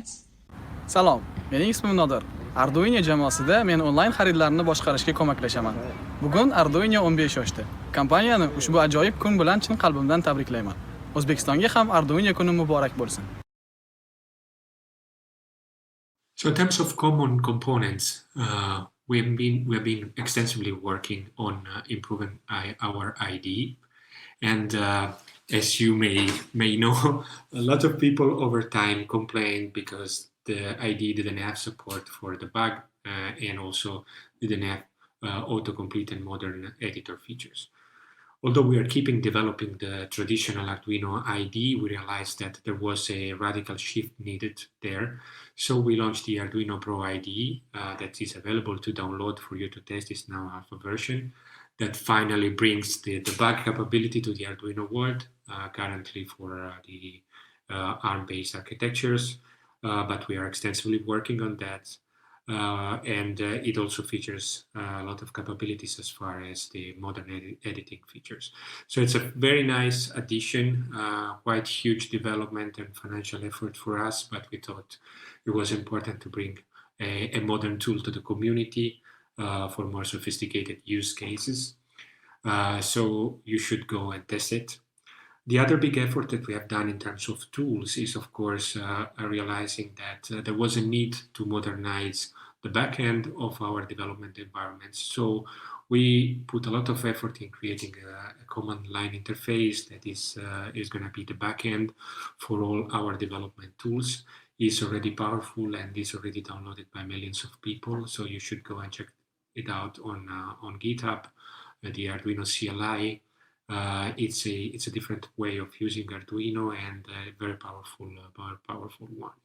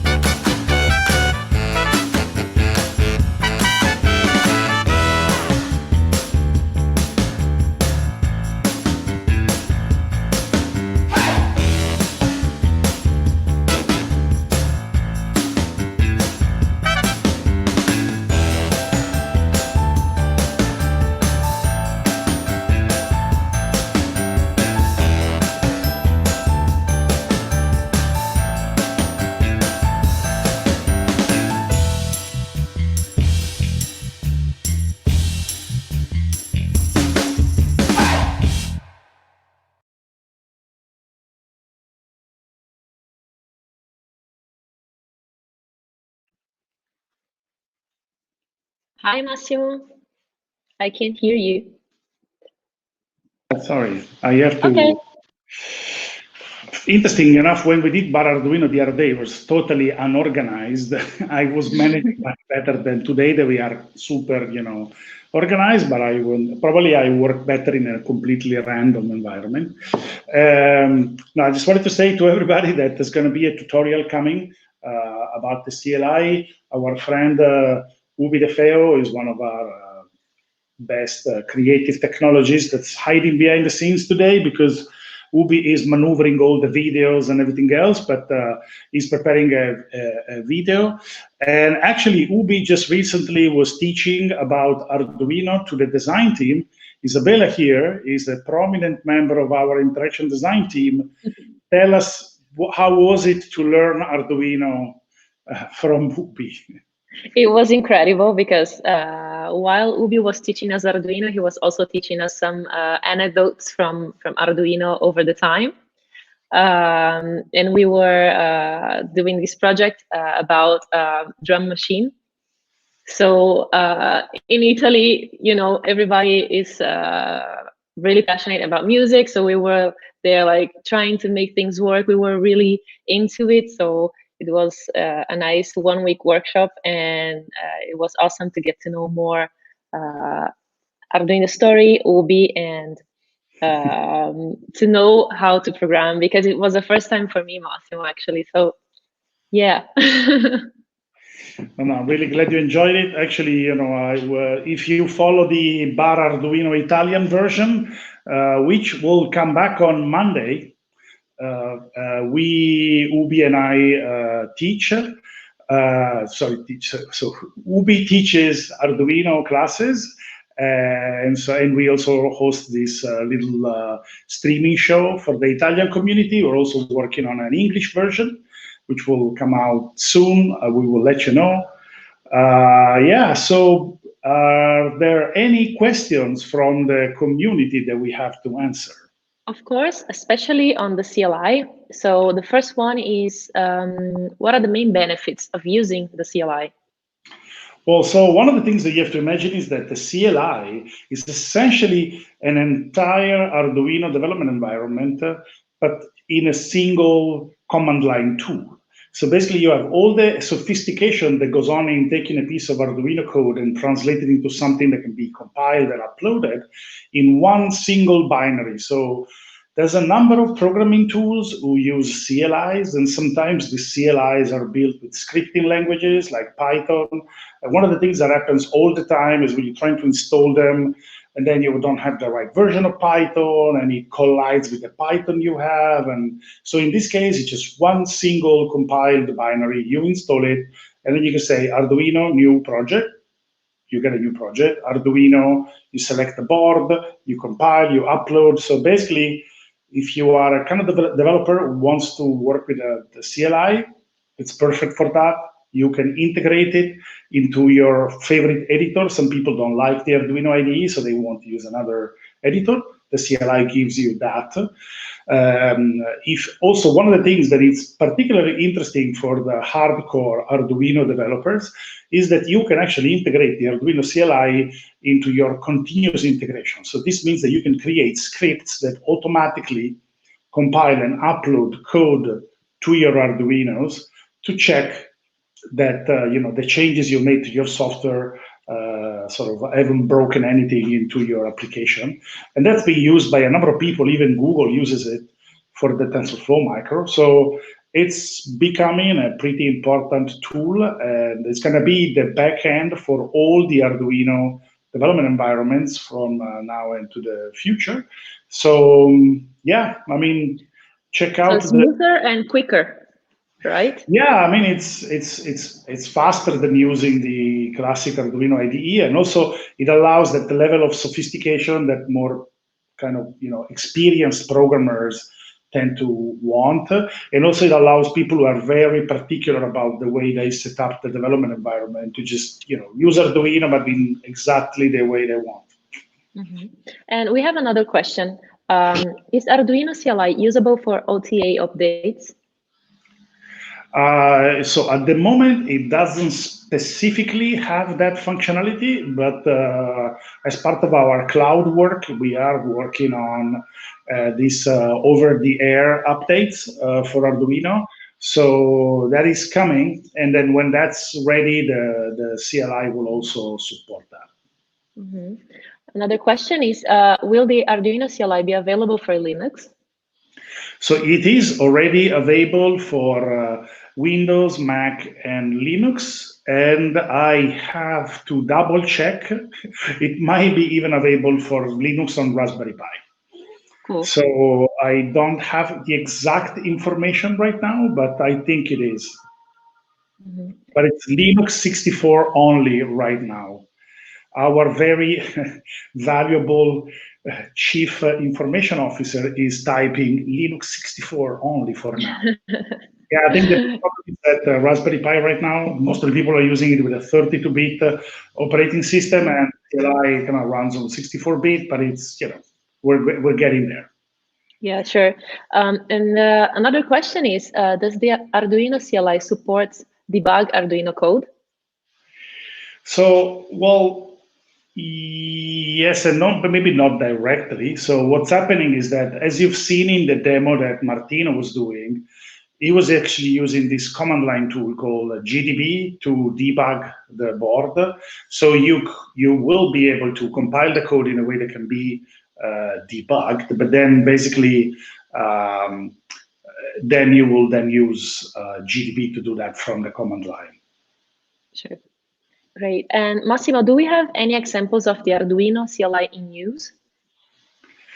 Well, so we have some information on the Arduino CLI repository on GitHub. There's a short documentation on the different commands that you can use with the CLI. Clearly, this is one of the things that could be improved. There's also some very interesting scenarios that need to be documented a little bit better. So one of the very, very cool things that the Arduino CLI has, which I want to say, is that the Arduino CLI is also gRPC server. So if more experienced developers know that you can actually then run the CLI as some kind of a server, and you can send commands over the network. So you can basically create a much faster integration between a development environment and the CLI. So you can do some pretty sophisticated type scenarios. Again, that's one of those things that if the community would want to write some tutorials, we would be happy to push them out, because there's so much stuff that we're doing. And so many room to experiment also. Oh, yeah. But there's if you look at the sheer amount of open source code that we crank out every day, we would need, 1,000 people to document everything. So that's why the community, I think, is very valuable to come in and help with that. Great. Thank you, Massimo. Thank you very much. Alessandro, what is yours? Thank you, Massimo. Thank you, Isabella. The Arduino CLI, the discussion can continue on our Discord space, our forum, or GitHub, or all our community spaces. So now it's time to see a quick spot about the Arduino IoT Cloud, which is another topic we haven't covered so far this afternoon. And then afterwards, we will connect to another community event, which is taking place in Asia, especially in Pakistan.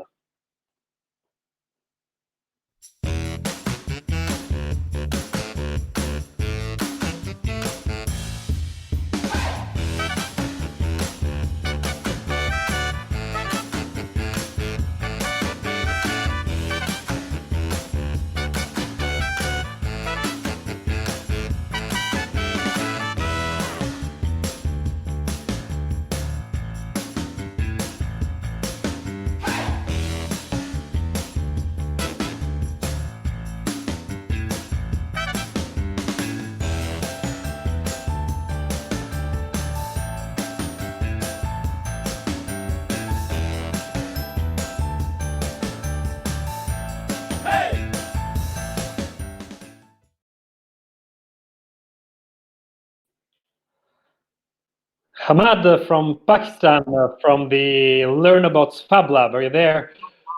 Okay, hello. How are you, Alessandro? Hello and welcome, Hamad. Welcome to this virtual celebration of the Arduino birthday. So Over to you. Okay, thank you so much. So first of all, I would like to say happy Arduino. I mean, Arduino is doing a very well job. I mean, it's the best platform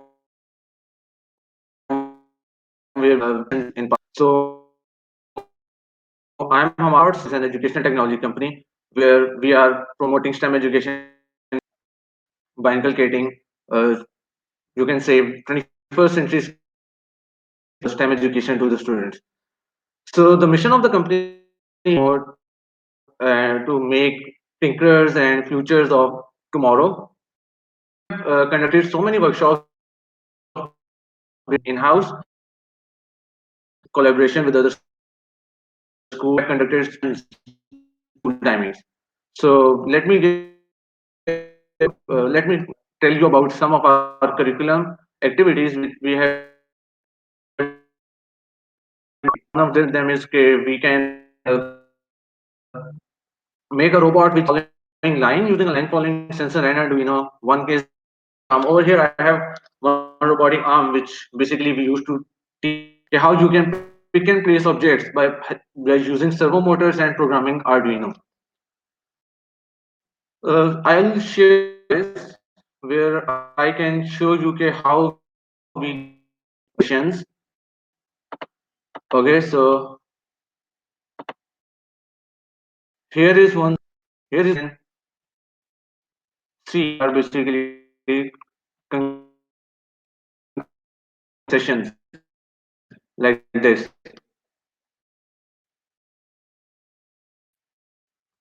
And over here there is one of it. So this is basically a moving in a U-turn or a path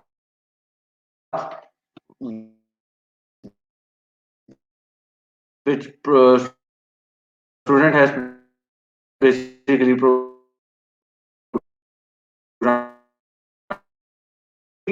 okay, so so my team is basically working on making different activities based on Arduino, which we can basically which we can guide students how to explore more activities and which can be you can say students will be learning about.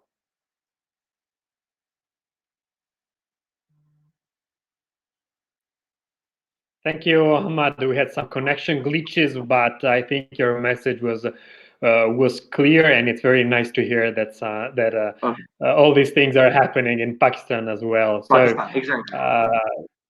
Yeah, thank you very much for being with us, Hamad. Is there a message you want to send to the Arduino community today?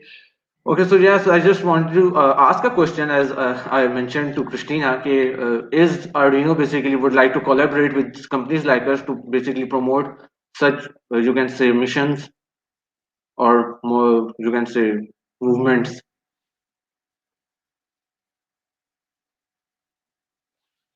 I think we are losing audio from you.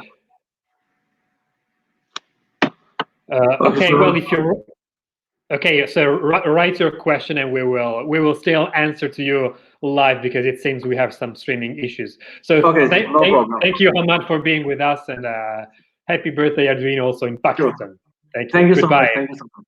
Goodbye. So now, so you've seen a spot about the Arduino IoT Cloud. It's time to go deeply into that topic. And Luca Cipriani, our CIO, we will talk about the Arduino IoT Cloud and the dashboard feature, which is a very juicy feature that I'm not sure everybody knows about. So first, let's see some more international greetings from the Arduino team, as we really have so many international colleagues. And then afterwards, let's hear what Luca has to say about the IoT Cloud. 大家好，我叫Gianluca，我在 Arduino 的电子商务部工作。我祝 Arduino 15岁生日快乐！中国快乐的 Arduino Day！再见。Вітаю! Мене звуть Ігор, і я працюю в Arduino дизайнером. Я хочу привітати всіх наших українських користувачів та побажати радісного та цікавого дня Arduino. На все добре та нехай щастить. Olá, seguidores brasileiros. Meu nome é Isabela, eu sou uma designer de Arduino. Eu estou aqui para desejar um feliz aniversário de 15 anos para o Arduino e um feliz Arduino Day para todos vocês. Obrigada por comemorar com a gente. നമസ്കാരം, ഞാൻ ജോർജ. ഞാൻ ആർഡിനോയിൽ customer സപ്പോർട്ടിൽ work ചെയ്യുന്നു.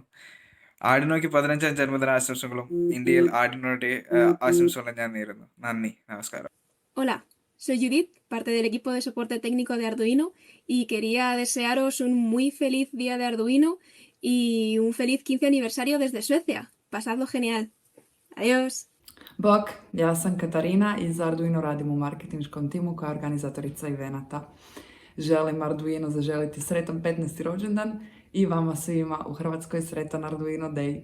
Sve najbolje!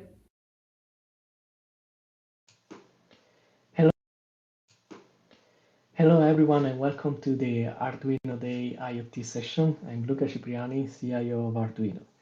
So today we are going to explore the new capabilities of our Arduino IoT cloud and especially the new dashboard that really allow us to create super powerful control dashboard for your IoT projects, all in one.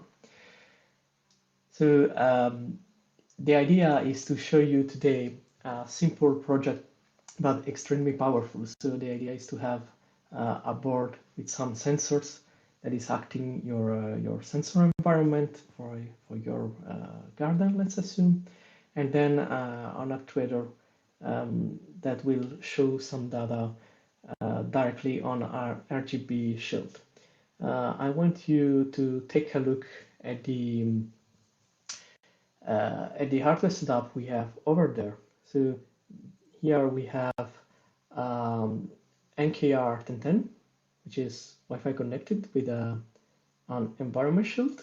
The environment shield has 7 different sensors: humidity, temperature, brightness, and many others, and also has an SD card slot for storing some data. And then we have an RGB shield with again an NKR1010 directly connected to the Wi-Fi. Now, how everything works is pretty simple. We are going to show it immediately. So the idea is to go to Arduino IoT Cloud, click here, then define 2 different things. A thing is the equivalent of your IoT device in the cloud, where you can define all the inherent properties of your system. So we have an environment monitor with where we define humidity, light intensity, and temperature. We send those values either every 1 second or when the value change more than a delta. Then we automatically create all the boilerplate of the sketch for the user.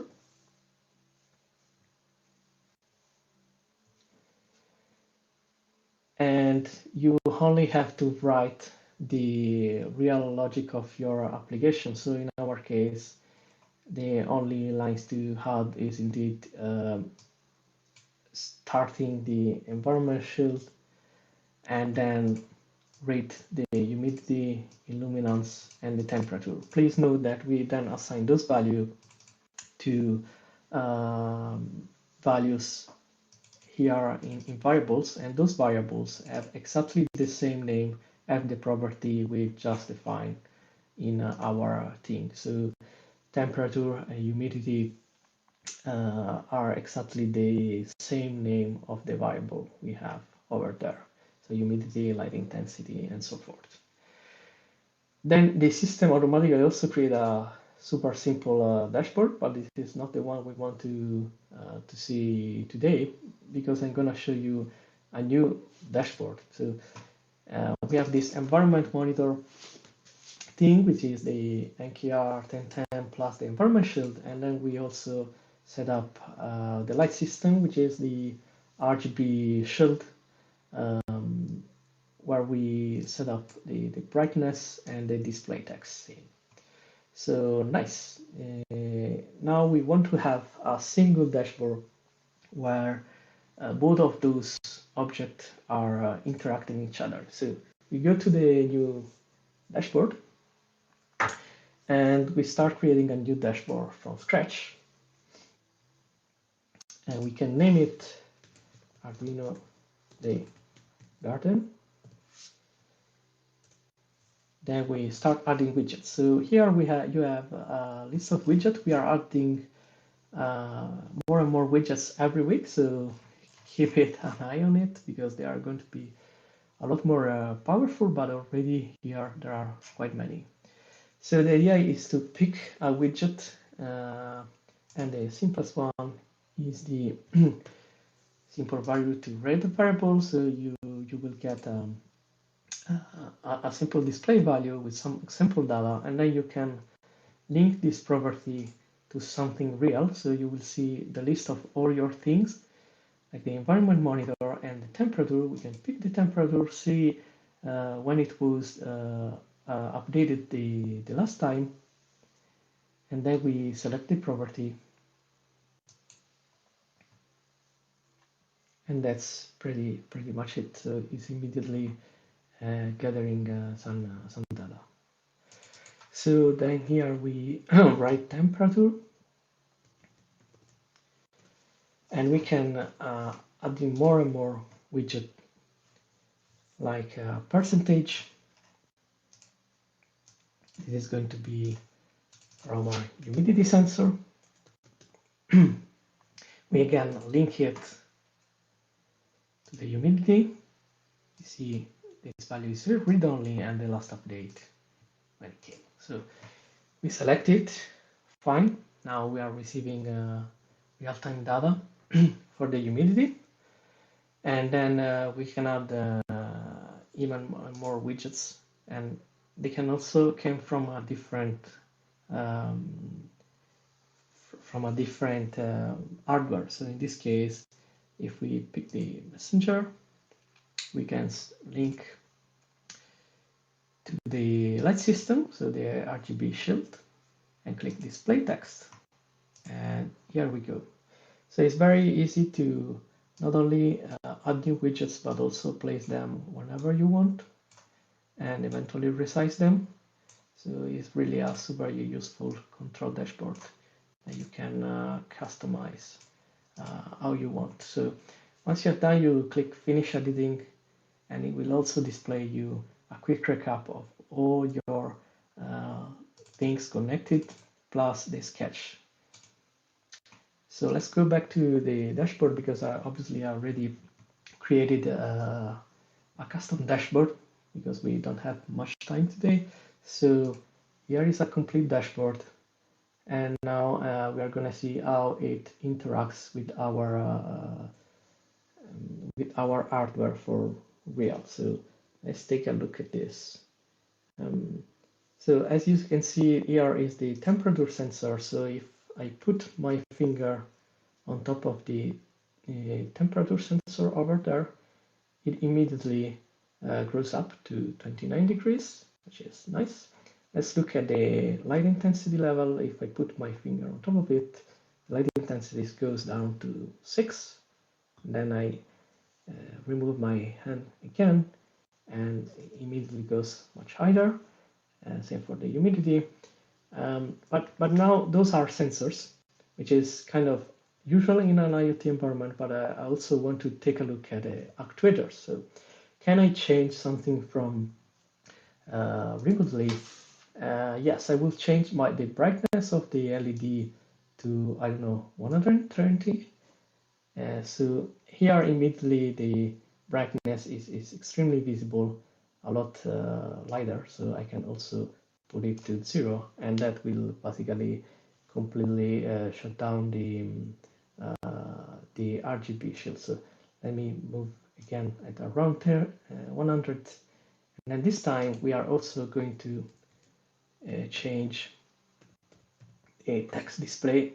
So let me write Arduino Day oops, Arduino Day 2020.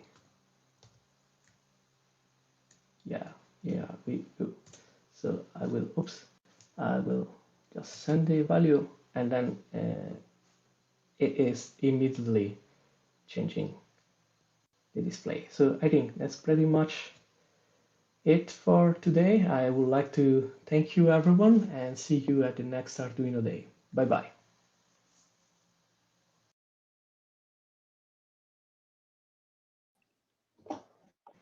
Hi, Luca. Hello. Hi everyone. Don't go away too fast. I have a couple of questions from the community to you. Thanks for the tour on the IoT cloud. You know, us from design, we've been playing with it internally already. So it's nice to see you and see this tour. So the community is asking, can we interface Node MCU with Arduino IoT cloud? Node MCU, no, not directly. You can by using our API. We have a lot of different APIs. The main one are the HTTP API. So if you use them, you can basically interact with any kind of object you already have at your home or office. Great. And people are also asking, does Arduino IoT Cloud work with ESP32? No, it does work with ESP8266, but again, the standard API is really super standard REST API, so anyone can use an HTTP client and start playing with it. So it should be relatively easy. Also, are we planning on a mobile app or mobile version soon? Yes, we are building it. Can't say what is the release date yet, but yes, we are really working on it. So it's gonna be coming very soon. Okay, so keep your eyes peeled. We also have a couple of questions. Is the cloud for free? The cloud, yes, it is for free, obviously with some limited capabilities, but if you purchase something like the Maker Plan, then you can actually use some board that you already mentioned, like Node MCU. So there are some capabilities that are free for everyone, especially if you have official Arduino boards, then in that case, most of the capabilities are already included. Otherwise, if you need more capabilities, then in that case, there is the paid plan. Okay, so we have a free plan and a Maker plan. Right? We also have a more professional plan. Let's say it's going to be the enterprise plan. Obviously, is intended for companies and professionals, and in that case, they can contact us, and there are some very high integration with super professional services like Arduino, which is a device management tool for thousands and thousands of devices. But those obviously has to be modulated case by case. And will we release some code also, like pre-made code for the users to start playing with? Yes, in Arduino project tab, there are already a lot of examples, especially from our official account, that are showing a lot of different examples. One of the most famous one is the Alexa integration. So you can have a new dashboard, and have a deep integration with Alexa, and that's extremely easy to implement. On top of that, you will not need that much of tutorials, because most of the boilerplate for the code is automatically done by our service. It's really more like a point-and-click interface, and it just works. This is great. Another question is, any plans for uploading codes to Arduino through the smartphone? So it's more or less like what we talked before about the...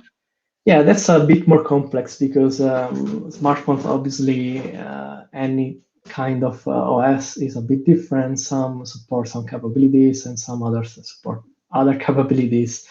And there isn't a common interface, and especially some vendors are locking down a bit for security reason what you can do via smartphone. So Mainly, we are testing a lot of Bluetooth connection and interaction, but this is still a hard problem more in general about technology, because if you don't have obviously a Bluetooth client on your board, there is very limited things you can do, really physically speaking. Also, we spoke about the Maker Plan before, and I just wanted to remind everyone that we have a 3-month upgrade for free right now on the Maker Plan. It's just like a brand new announcement we did yesterday. So have a look. And also, if you are a student and you have a GitHub account as a GitHub student, then you can access it for free for 6 months, which is even more. So yeah, the idea is to let people experiment with it, absolutely, especially now that we have to be at home a bit more than usual. So it will be, I think, helpful for everyone. Yes. I have one last question to you, Luca, and it is there any way of downloading the log data from the Arduino IoT Cloud?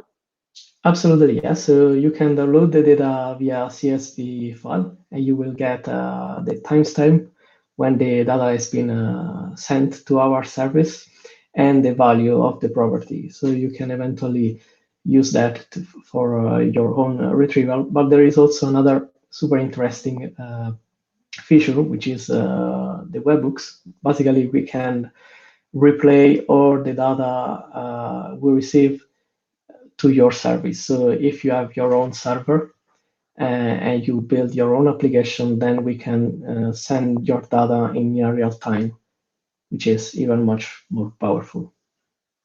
Cool. I think that's it for now. Thank you, Luca, for answering all these questions on the IoT Cloud. And Great, you guys, let's experiment with it. Absolutely. Thank you. Bye-bye. Thank you. Bye-bye.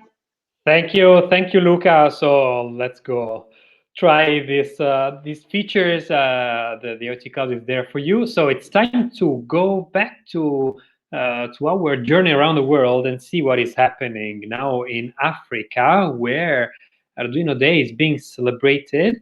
It's being celebrated by an organization called TME Education. So we will have 2 guests from Africa, from Madagascar and Kenya, talking to us about their initiatives. But first, let's see a video about a feature that so many people have been waiting for, and so many people are asking also in the comments during this live streaming, which is the ID debugger.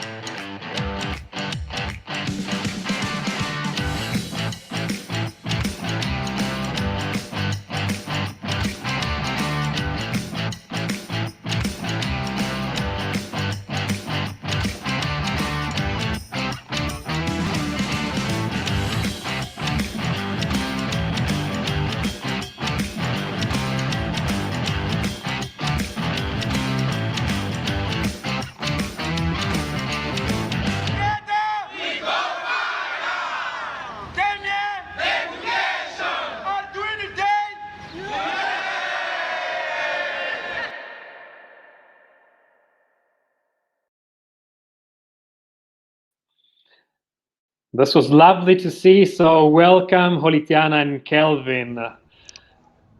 Hello. Hello. Hello. And welcome. Hello. Welcome. Hello, everyone.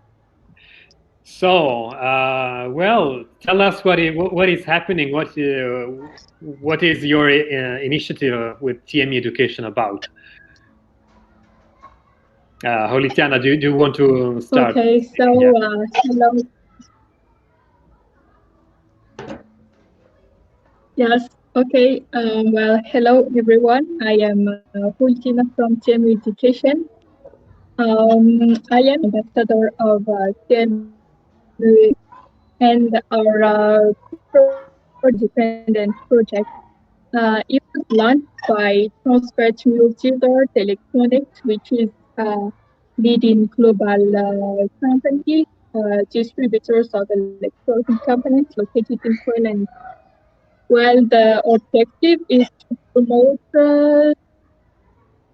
learning of program technology around the world, especially in regions where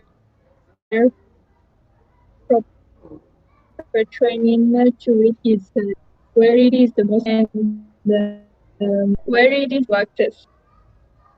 For me, being an education ambassador is a great opportunity because for me, I can have I can bring who cannot have the opportunity classes for technology, for example, and to intro them to technology, to show them technology I'm afraid that everyday life. we can't hear you. Sorry, Olitiana, I'm sorry. I'm afraid that we can't hear you very well. Maybe I don't know if Kelvin wants to jump in and maybe his connection is a bit better. Yeah. Yeah. Sorry, Olitiana, for interrupting you. It's just because it's not very clear what you're saying. Sure. Yeah, sorry for that. Hello, everyone. So I'll just chip in as she tries to troubleshoot connection. So she was mentioning about TM education. So TM education is an initiative by a company called Transfer Multisort Electronic, and the company is based in Poland. So TM education, the mission is to popularize electronics and technology courses. So one of the things we do, one of the initiatives by TM Education, they have actually developed this kit. They have developed this kit and we use this kit to teach students about the Arduino. So as you can see, we have the Arduino Uno. Then we have some embedded components. We have like the light crystal display, the LCD. We have buttons. We have light emitting diodes and a Bluetooth module. So Arduino is very new into most of the African countries. So TME is doing a really good job by exposing young people to technology through this Arduino kit. So as a TME education ambassadors, we are over 24 education ambassadors working in 17 African countries and also in India. So we receive these kits which are made by the Arduino, which are made by the TME education, and we use this to teach or to conduct workshops whereby we teach young people on the Arduino. Yeah, thank you. Thank you, Kelvin. We tried to restore the connection with Olitiana, but I'm afraid she is not online anymore. So unless she pops out again in a few seconds, I think we need to go on with the schedule. But of course, if Olitiana manages to fix her connection, maybe we can connect later. So thank you, Kelvin. Do you have a message for the Arduino community, just to? Yeah, so I actually have a question for the Arduino community. So I'm interested because I'm an educator. So I'm interested in knowing what plans do you have for educators? I mean, what plans do you have for people who are training others on Arduino? I hope my question is clear. Yeah, sure, of course. I think I think the next speaker will be able to answer your question. So I will invite him to the screen. David Cuartielles, co-founder of Arduino. David, unmute yourself.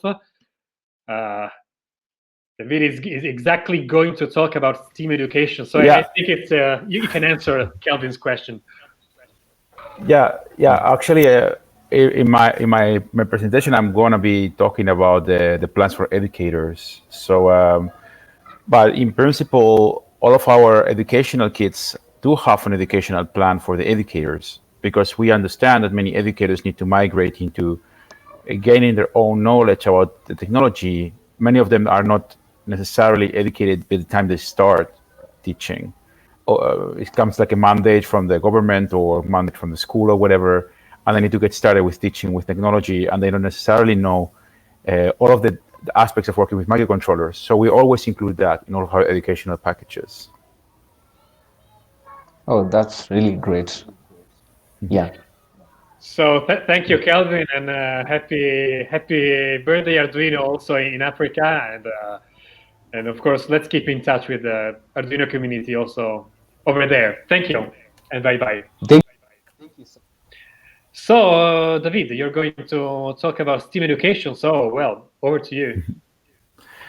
Okay. Well, I mean, since I kind of unveiled half the secrets I was going to be talking about, I will just very briefly explain what Arduino education is all about. So when we started with Arduino 15 years ago, as you know, we started because we wanted to create a platform for design and art students to start with electronics, digital electronics, because we understood that the world was going towards this scenario where digital technology was going to be playing a bigger and bigger role in the things that we do in our everyday lives. And so we very quickly foresaw that we needed embedded microcontrollers as educational tools. And since we tried to make a system that worked for art and design students who didn't necessarily have a very deep technical background to start with, we realized that we could take the very similar content and the exact same tools and move them around the educational landscape and apply to different age groups and different kind of design or education scenarios. And we very early started to work with teachers all over the world. Actually, our first workshop with teachers, with middle school and high school teachers, was in Spain, 2006, exactly 14 years ago, 1 year after Arduino was born. And in 2007, we were very lucky to be invited to replicate this workshop in Argentina. And so since then, we've been having workshops all over the place. And we started to observe how the academic community was also producing a lot of research material, showing the results of working with Arduino in particular, but microcontroller technology in general, in their educational settings for different age groups, with different kind of settings, different social class groups, and so on. So at some point, about 6 years ago, we realized we needed to create an entity within Arduino that was fully focused in education, because Arduino was growing from being this platform to teach people to become this platform where people were doing almost anything. So there's like satellites that run with Arduino technology inside right now. And but we realized that we needed to focus very much in what education actually means, because education is about getting a certain curriculum that is many times mandated by governments to be taught by people who are teachers to students. And so this very complex system is something that we were not tackling necessarily actively by ourselves. So all people were doing it, but we realized that as Arduino, we needed to do that. So we created the Arduino education team. And the Arduino education team is basically as a part of Arduino that is dealing with the very specific needs of students and teachers. And so we look at making technology that will make programming and coding accessible to everyone. And we try to put it in the hands of everybody, in this case, student teachers, and also actually parents, because we understand that the family plays also a very big role in the educational environment. So we try to create the next generation of scientists and artists. We don't want to focus only on technology, even though up till this moment we spoke a lot about science and technology in these presentations we had. But as I said, at the very core of Arduino, there is also design and art and music and all of the soft qualities that make our life a lot more enjoyable here. So we focus in creating this next generation of scientists and artists, creating our STEAM programs. STEAM as in science, technology, engineering, arts, and math. And these programs are trying to help the students thrive all the way from middle school to university. So far, we have educational packages that cover the whole spectrum, and I will talk about that a bit later in my presentation. So, but a very important aspect for us is really, and I was mentioning it earlier, is giving teachers the tools for them to make this happen. Because we realize that very many educational packages out there were focusing on making the best for the student, but they weren't necessarily focusing on how a teacher has to come into class, arrange a class, deliver materials to the students, make sure that the groups are working with a group dynamic and so on that is suitable. And so we realized that we had to focus on reducing the times that it takes to arrange a class. We needed to also generate curriculums that were following general standards. So it's very different to make a kit for the maker community that is really willing to get hands-on and build everything. But when you build a kit for the educational community, you need to make sure that you respect certain standards when it comes to how to use tools and how the teachers get engaged and how the students go online. There is a lot of these different aspects, and we at Arduino have been working really, really hard the last 4 years in fulfilling every single requirement that is needed to make these different things happening. So what we're focused on is in guided training, in total support to the teachers, in having online resources and giving teachers special tips on how to proceed with projects and how to deal with different things and make sure that the classes run smoothly. So we have programs, as I said, that go from middle school to university. And so for middle school, we focus in the first steps into electronics, like what is electricity, how does digital technology work, how many bits go through a cable, these kind of things, but explained in a proper way. And so we have 3 different programs, one is the Education Starter Kit, which is a brand new kit that we developed during the last year. It's actually our largest body of content. It's designed so that the students can cover a full semester to a full year. It depends on how many hours per week they have. And it's designed to actually work in more or less any kind of educational district in the world. So we've experiences with schools in the States, in Europe, in Latin America, and so on. And this particular kit is aimed at the beginning of middle school. Also in there, we have the Science Kit lab that you saw earlier in the streaming, which is focusing very much in the science aspects of technology. So we use technology as a way to study about science. So you don't necessarily have to sit there and program the boards. You must use the boards as a sensor and your phone as a way to map the information. But you could, of course, fiddle around with it and make other things. So it has a full power of and reprogrammability of Arduino, but it comes prepackaged as a standalone kind of system. And then we have the Starter Kit Classroom Pack. The Starter Kit is one of the most classic Arduino educational products that was created for the maker community, but actually took off very quickly in the educational community because it's super nicely packaged and comes with this great book. It's super nicely designed. It's been translated to so many languages. The other day, just saw the Arabic version coming out, and we're discussing about the Bangladeshi version very soon. So we have a full package that will allow people to go from nothing to their first robots and covering up some aspects of computational thinking and programming that are actually mandatory in the curriculum for almost every country in the world nowadays. At high school, we look at introducing the students to the real life techniques and real life technologies that are behind programming embedded technology. So the students actually work with real environments, and they deal with issues like, for example, IoT. We have this new kit that we announced at BET this year, which is the IoT Starter Kit. And it's a kit that has 2 flavors, and I'm talking about the educational flavor of it, which will allow the students to work with the IoT cloud, something that Luca Cipriani was presenting earlier. So they can create their own devices, and they will understand what it means to capture data, store data physically, send the data to the cloud, and how that data can be used to affect devices or spaces or contexts or monitor things and so on. And then we have our pretty well-known CTC package, which means Creative Technologies in the Classroom. We released recently the so-called CTC Go, which is a modular system, so you can get the students to work with technology in a creative way from day one. And with the CTC Go core, they will learn the basic aspects of the technology, and they will build their own projects, and it's very much based on PBL or project-based learning.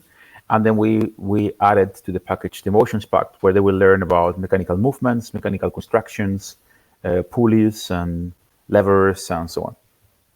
And at the end of high school, we have the so-called certification program. It's a program that people can take already if they take one of our basic educational kits. And many schools are considering it as a way to test the students' knowledge, especially given the circumstances where many schools are moving to online teaching. This is a great device or package to evaluate whether the teaching went fine.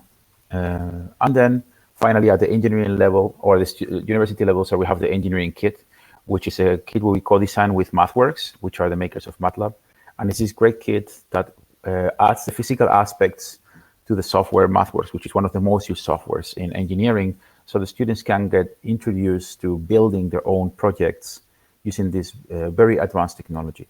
So this is the full educational spectrum for Arduino. But given the circumstances, we are working actually in fulfilling a dream that we had for a lot of time. And when we started with Arduino, we always talked about building the one board per child project. And at some point, the one laptop per child project showed up, and they kind of took over our idea. But we wanted that every kid should have his or her own personal laboratory. We wanted to make the technology so cheap and so accessible that could run on any computer, and so that anybody could have it, and they could start measuring the world and affecting the world with their devices. And so given the circumstances where we actually have to stay home all over Europe, we're going to work in the next couple of weeks in releasing some of these kits in a format that will allow people to study from home. So bear with us, because we're here to support you in every way we can. So that was my presentation. Thank you very much. I'm opening for questions. Hi, David. The sun is shining here in Italy. It's a good thing, good news. So first of all, before moving forward with the questions, I'd like to remind everyone to share your pictures on social media with our hashtag ArduinoD2020, so we can mention you on our gallery on the Arduino Day website. So we're waiting for your pictures. And David, an interesting thing is that the education segment, it's made to follow you through your whole education life, right? Because there are kits for every moment, every period in your school. Yeah, well, we look at it, I mean, ideally, a person should build his or her own kit. It's like what I like to call the toolkit, the personal toolkit, right? Like, I get started, I'm interested, for example, in measuring the conditions of the soil, and I start measuring the moist, and then I look for a sensor to measure the pH and so on. And so I slowly build my toolkit, and I learn about what interests me, and I use it for my things, and then eventually learn robotics and add something extra to my personal kit and so on. Unfortunately, the economy of schools is not necessarily working that way, and they typically buy systems that they can reuse many times, and they can keep at school, so that actually families that are in an economic struggle don't need to actually purchase these materials for their kids and so on. So I think it's, the kit plays a very big role, because it allows to democratize the access to this knowledge in a way. And yes, so therefore we need to make kits for every segment. We need to have kits that work for people that have no idea when they're at middle school, but also kits that will have no idea when they are at high school, because they might enter at any moment in their lifetime, right? And also we need to have more advanced kits, because if you studied at middle school, you don't want to repeat when you go to high school, because you're a teenager. Yeah. So, so that's It's kind of always important. always the right time to learn to learn it. So Yeah. And it's also, great. I have to say, I'm particularly proud about the work we did as a whole team in bringing up, of course, any of the kids. But as an engineer, I really like the engineering kid. It's something I had, like, you know, in my back. I really had to take off my shoulders. I really had to get this done, and I managed, thanks to the collaboration of everybody in the team. And kudos here to everybody that was involved in the last couple of years of making this happen. Mm-hmm. And we have a couple of questions here. So what's so special about Arduino education products? Is it simply hardware? No, that's exactly the point. Actually, the hardware, we try to make it as off the shelf as possible, because in the worst case scenario, if everything failed, we would like people to be able of attending our classes in any way or the other. One way or the other, sorry. So it's actually the support and it's the online help that we give to teachers. It's actually the focus on teachers. That's a big difference between our educational kits and other people's kits. Yeah, also the content, the online content platforms. Yeah, of course. I mean, I mentioned that, but since you're working with them, I will also mention it. So people should know that Isabella is making a great job in there. Now, I have to say, we put a lot of love in making our systems, from the hardware to the last pixel online, to look beautiful and look great, so that it's not just the content, it's also the experience of going through this content that matters to us. Because of course you could make like a black and white website with, you know, Time New Roman, the worst typeface ever, yeah, but the experience wouldn't be the same, and we believe it affects the educational process. Yeah, sure. And do you have products for primary school kids? Well, we as Arduino don't produce primary school products, but people are using Arduino products to produce primary school products. For example, there's this great initiative started in Spain by a bunch of teachers in trying to make the cheapest robot possible, and it's called the Scornabot, and that runs on Arduino Nano or Arduino Micro. And it's a robot that costs between 30 and 40 euros, where people print out the plastic for you, and you just make a small circuit and put your Arduino inside, and you're good to go. And you can make this inexpensive robot to get to play with the kids about mapping and learning about how to move in space, counting numbers, and so on. So why we don't make products directly as of now, because we of course have this in the back of our heads. There is stuff out there made by people based on our products that is suitable for that group age group. Yeah. Mm-hmm. And this is an interesting question for educators. Do you provide any certification for Arduino educators? Well, that's in our roadmap. To start with, you could definitely take the Arduino certification, which requires to have gone through the Arduino Starter Kit. And there are really focused questions in things like electronic components, basic formulas around electricity, basic aspects of digital technology, basic programming, and so on. And that's definitely a good start. And the education certification for teachers is in our roadmap. Mm-hmm. We spoke before that the science kit is available in 6 languages, and other people are asking, are Arduino education products available only in English? No. I tried to make this clear in my presentation earlier. I think I might have missed it, but our products are translated to many different languages. We have a localization team, and one of the, you can't imagine how hard this is actually. Like,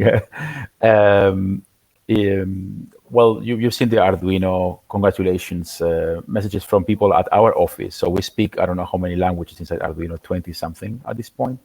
And it's very important for us that things get translated to as many languages as possible. Obviously, since we already come from different places as founders, for example, we want them to be in our personal languages. Like everything has to be in Spanish, no question asked, because I come from Spain. And everything has to be in Italian, no question asked, because Massimo comes from Italy. But then again, making an analysis on languages, everything in education is typically translated to obviously English, Italian, Spanish, German, French, something into Japanese, Portuguese. Portuguese as well. As I said, the education, the basic kit, the Arduino starter kit is in, I don't know, 9 languages. Actually, I think it's 10 because we just added Arabic to the mix. It's in Japanese, Korean, I don't know. So Arabic is a new entry. It's a new entry, and we're talking Chinese for some of the other things. So, bear with me. If you want something to be in your language, it will eventually happen. Mm-hmm. Especially also, for the educational products, because educational products needs to be in people's languages. They can not always be in English. Yes, the language shouldn't be a barrier. Also, talking about the engineering kit, can you tell us more about the engineering kit? We know there was a prize. Okay, yeah. It's of a course, flattering moment. Of course, yeah. And I decided not to be at the prize delivery. I was somewhere else. Rock stars. So the engineering kit is an idea we had where we wanted to teach complex engineering concepts in a hands-on way. The idea was use state-of-the-art software and use state-of-the-art electronics to work with state-of-the-art engineering problems. And the state-of-the-art engineering problems that you can face, for example, in the first year of studying mechatronics or electronics or physics even, is things like the inverse pendulum, or making robots that hang from a rope, or making computer vision algorithms and so on.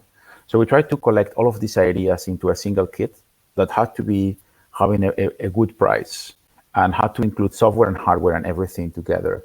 And looks like we actually, hit the sweet spot of making something right, because this year in January we were awarded the best higher education award at the BET show, which is the most important educational trade show in the world.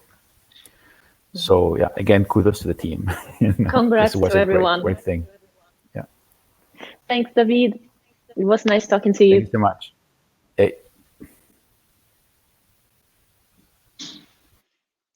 So thank you, David Cuartielles, and thank you, Isabella, for the Q&A time. So let's continue our journey around the world to see what is virtually happening during this Arduino Day. It's time to go to North America, and where in Virginia there is a group of people who is working on education and social inclusivity. So before connecting to our friends in North America, let's see a spot about the combination of two beloved products by many people, which are Arduino and Alexa. Alexa, turn on the lamp. Okay. Turn the lamp green. Okay. Red. Blue. Alexa, what is the temperature? The home temperature is 22 degrees.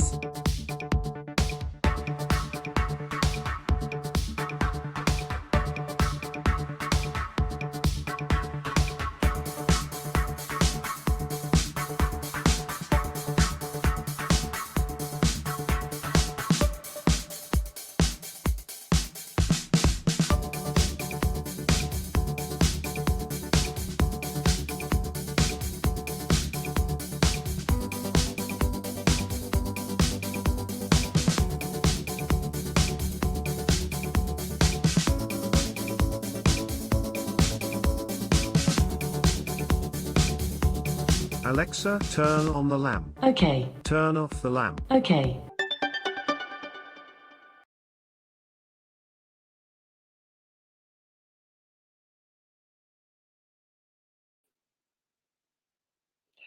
So Trenisha Gosli, welcome. Welcome, unmute your microphone, and welcome to the Arduino Day celebration. So how are you combining Arduino education and social inclusivity during this day? Okay, awesome. First, I just want to say happy 15 years to Arduino, and thank you guys for your project. It has helped me and a lot of my students find a love for STEM and get really excited about STEM. So I just want to thank you guys for that. But again, I'm Trenisha, and I'm the founder of Awakening STEM here in the DC area, so DC, Virginia, and Maryland in North America.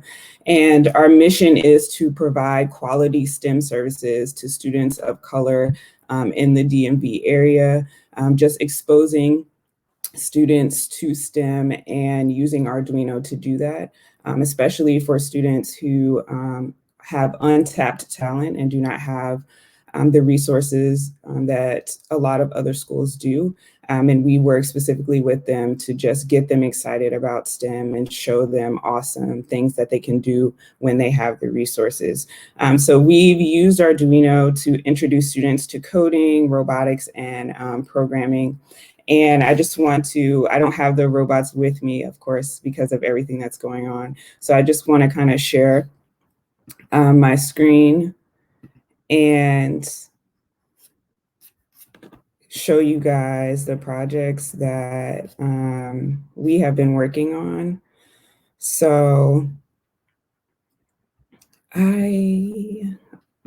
actually, it's not sharing. Unfortunately, it's not sharing, but you can go to our social media, Awakening STEM, and see that the robots that we've created creator bots, so different cars that the students can drive.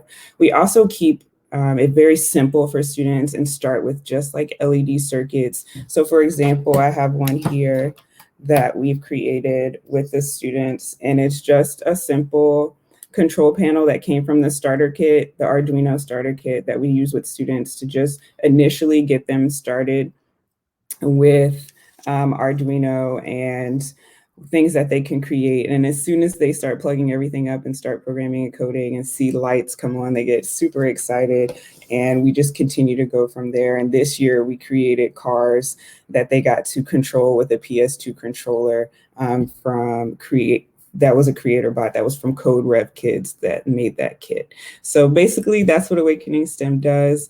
And the previous speaker answered a lot of my questions about education and Arduino. So I really appreciate him answering those questions because it definitely got me excited about things to come for my students.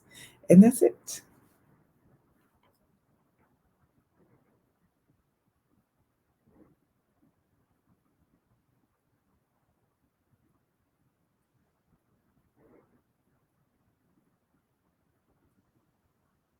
So I'm bringing David in this conversation as the right person to answer your questions. Okay. Yeah, I mean, I'm all ready. Okay, awesome. So one of the questions earlier was about products for elementary school students, and you already answered that question. My first question that I had was, what product would you recommend for STEM teachers who are just getting started? I know you touched on it a little bit, but what specific product would you want students to get exposed to first and teachers to get exposed to first who have never even heard of Arduino or don't even know what it is? Actually, this gives me the chance to unveil a secret, and this looks almost like we actually planned this question, but we didn't. So we're working on a new thing that's gonna allow people to get our Arduino Nano BLE Sense boards, which are these ones that have all sorts of different sensors and stuff, with a preloaded software, so you don't have to program anything, and you can get them to work directly with a Scratch-like language. And so you can either reprogram them a little bit, or you can play with information on the screen and so on. So I think that will be a really great starting point, and this is something we've been working with for a couple of months, and we will be unveiling very soon. And well, I hope the CEO will not kill me for actually breaking the secret here live. But you know, but yeah, I think that's going to be very exciting. I think that's the kind of thing that will work really well, also because these boards are super tiny, and with like a tiny battery pack, you can hide them into anything, and so the students can use them for almost anything. Awesome. And my second question was, do you all provide training? And I know you said that some stuff comes in the kits for teachers, but do you offer training, or would you ever offer training for teachers in Arduino? Okay, we've done this in the past. We've done this because we've been researching this, and actually the way we started making like properly large educational kits was because we started in projects where we were teaching teachers. And we realized that the really best way to teach teachers was not like I give you a master class and then you follow it. It was more like we help you teach in the class where you're teaching it for the first time. And in that way, we can teach you. And because, I mean, if we talk money, it's something actually people have been very careful about talking money in these presentations today. But let's say you're going to spend €1,000 in a kit for your class, and you're going to have a kit that can work for the whole class. Okay, it's like €1,000 in total for a year. I mean, in that kind of price, you can actually put a lot of stuff, and you can include like support for the teacher. I wouldn't say 24/7, but fairly good support and webinars for the teachers and so on. And that's the kind of thing we try to do. We try to bring these things so our teachers can get a great opportunity to learn. On the other hand, and given the current circumstances, that's something we are considering to bring back very soon, to have like more online seminars only for teachers. And some of our partners are doing this worldwide already now. Our partners in Italy already started, and our partners in Latin America also are starting, because they realized that more and more teachers were being forced to teach on distance, and they weren't necessarily ready to teach electronics on distance, because it's much easier to actually tell somebody, oh, this is failing on your screen, look at this, because you forgot this thing. Yeah. And suddenly you need to do this almost student to student. So we're putting together some seminars to collaborate with our partners, but I'm pretty sure it will be no problem to opening up to anybody in the world that wants to be participating in those. Okay, thank you. And those are my only two questions that you didn't answer in your presentation before. So thank you for answering my questions now and before. Thank you so much. Yeah. Well, so thank you, Tranisha. Thank you, Lydia. Yeah. We are multitasking doing this experiment with the remote direction of this event. So I would like to say something about what is happening around the world. We have a gallery on the Arduino Day website, which I would like to show right now. Yeah, so if you want to be featured on this gallery of pictures showing the community celebrating the Arduino Day, you can just publish your pictures on social media with the hashtag ArduinoD20, and you will be featured on this gallery. So that said, we can move on to the next speech by another member of the Arduino team. I'm very happy to welcome Gianluca Varisco, who is our Chief Security Information Officer. So hello, Gianluca, and welcome. Hello. So, hi, everyone. So we'll talk about the evolving IoT security landscape. So we'll just leave you alone and listen to you. Okay, hopefully you can see my screen. If not, Alessandro's going to help with it. Perfect. So hi, everyone. My name is Gianluca. I'm the CISO at Arduino. Today I'm going to talk about how hard it is to develop secure and reliable IoT applications these days. As we all know, security has to be part of the IoT design from day one.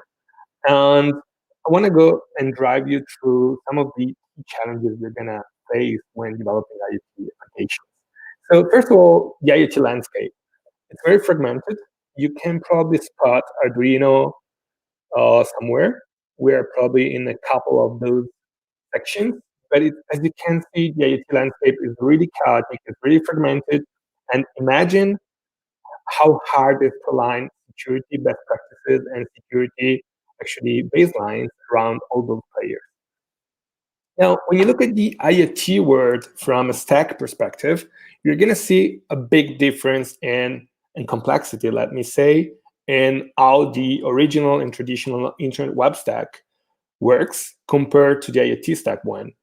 Looking for the TCP/IP model, it's going to be a bit different. You're going to have IoT applications and device management. The data format is one of the key challenges these days, making something that can talk to something else.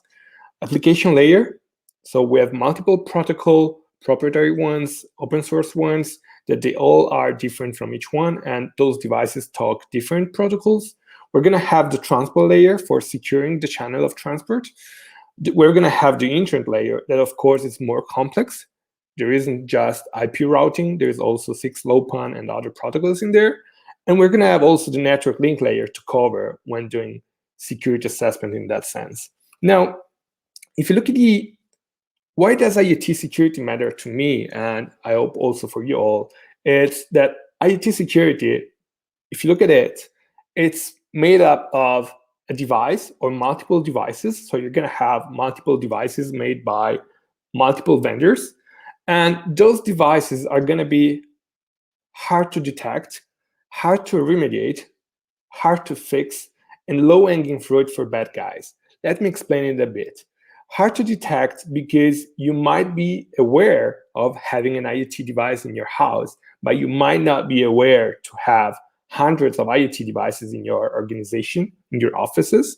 Hard to remediate and hard to fix because even though you are actually knowing that there is a security fix to apply, sometimes might be really hard to apply those fixes over those devices. You might be looking at patches, and those vendors might not have patches available, or you might not stop those IoT devices from operational processes, and therefore you would avoid to apply security patches. And most importantly, IoT security does matter these days because it's one of the low-hanging fruit used by bad guys for attacking you. Imagine if you have an IoT device somewhere in your house, somewhere in your company. It doesn't matter how important is that IoT device. Attackers might jump from the outside world into your IoT device. So they find an IoT device exposed on the internet. They would use that one, no matter how important is it, to jump from that device, the so-called pivot, to jump from that device and moving laterally to other computers, other devices, or your storage within the same network. So one device to rule them all. Now, what are we doing at Arduino? These days, we're focusing around security across 4 big pillars: secure in every layer, hardware, software, and data. Let me go into detail on this. So what we call the security of things, and not the Internet of Threats, how I would love to call IoT these days, is that we do want to cover device identity. It's important to make sure that the device that connects to a specific platform or network is a legitimate one. Anti-tampering, we want to make sure that the material stored in our boards is that one, exactly that one, and can't be tampered. And we will get there later on. Key management, it's important to manage keys and making sure that we handle keys in a proper way. So the full life cycle of key management, from creation to refresh of those keys to deletion of those keys, is handled in a secure way. And very important, so last but not least, encrypted transport and data confidentiality. Now, to achieve this, we've been, since a while, since the launch of Arduino Maker boards, we've been making the efforts to include a secure element made by microchip on most of our MKR boards. The secure element that you can see, it's that tiny piece of hardware. So it's that very tiny chip in there. The secure element comes with a couple of features that we use it for. So it's a cryptographic coprocessor where we can offload all security-related operations. Think about encryption, think about key generation or handling of those keys. And we use it for hardware-based key storage. Instead of storing it insecurely on the board itself, we can store up to 16 keys, certificates, or data straight into the secure element that is not actually accessible. So you can't tamper those data that get saved into the key storage of this hardware-based key storage. As I mentioned earlier, we use it for asymmetric sign, verify, and key agreement. So all cryptographic functions, we use up to NIST P256 elliptic curve support. And also, we use it for internal high-quality random number generator. So we want to have high-quality FIPS-certified random number generator for all cryptographic functions in there. Now, how does it work? We use it we use the crypto element together with our libraries in order to make sure that all traffic to and from the Arduino IoT cloud that Luca Cipriani talked earlier about is encrypted using transport layer security. So top-notch encryption around the secure channel. We're going to use also the secure element for device authentication. So one of the key challenges these days, as you all know, it's having to handle username and passwords. It's 2020, but we're still down to handling username and passwords. And we want to get rid of this as much as possible. That's why we decided that for our Arduino IoT cloud, and where it's possible also for third-party clouds, we're going to have device authentication using X509 certificates that you can generate easily from our pre-built sketches.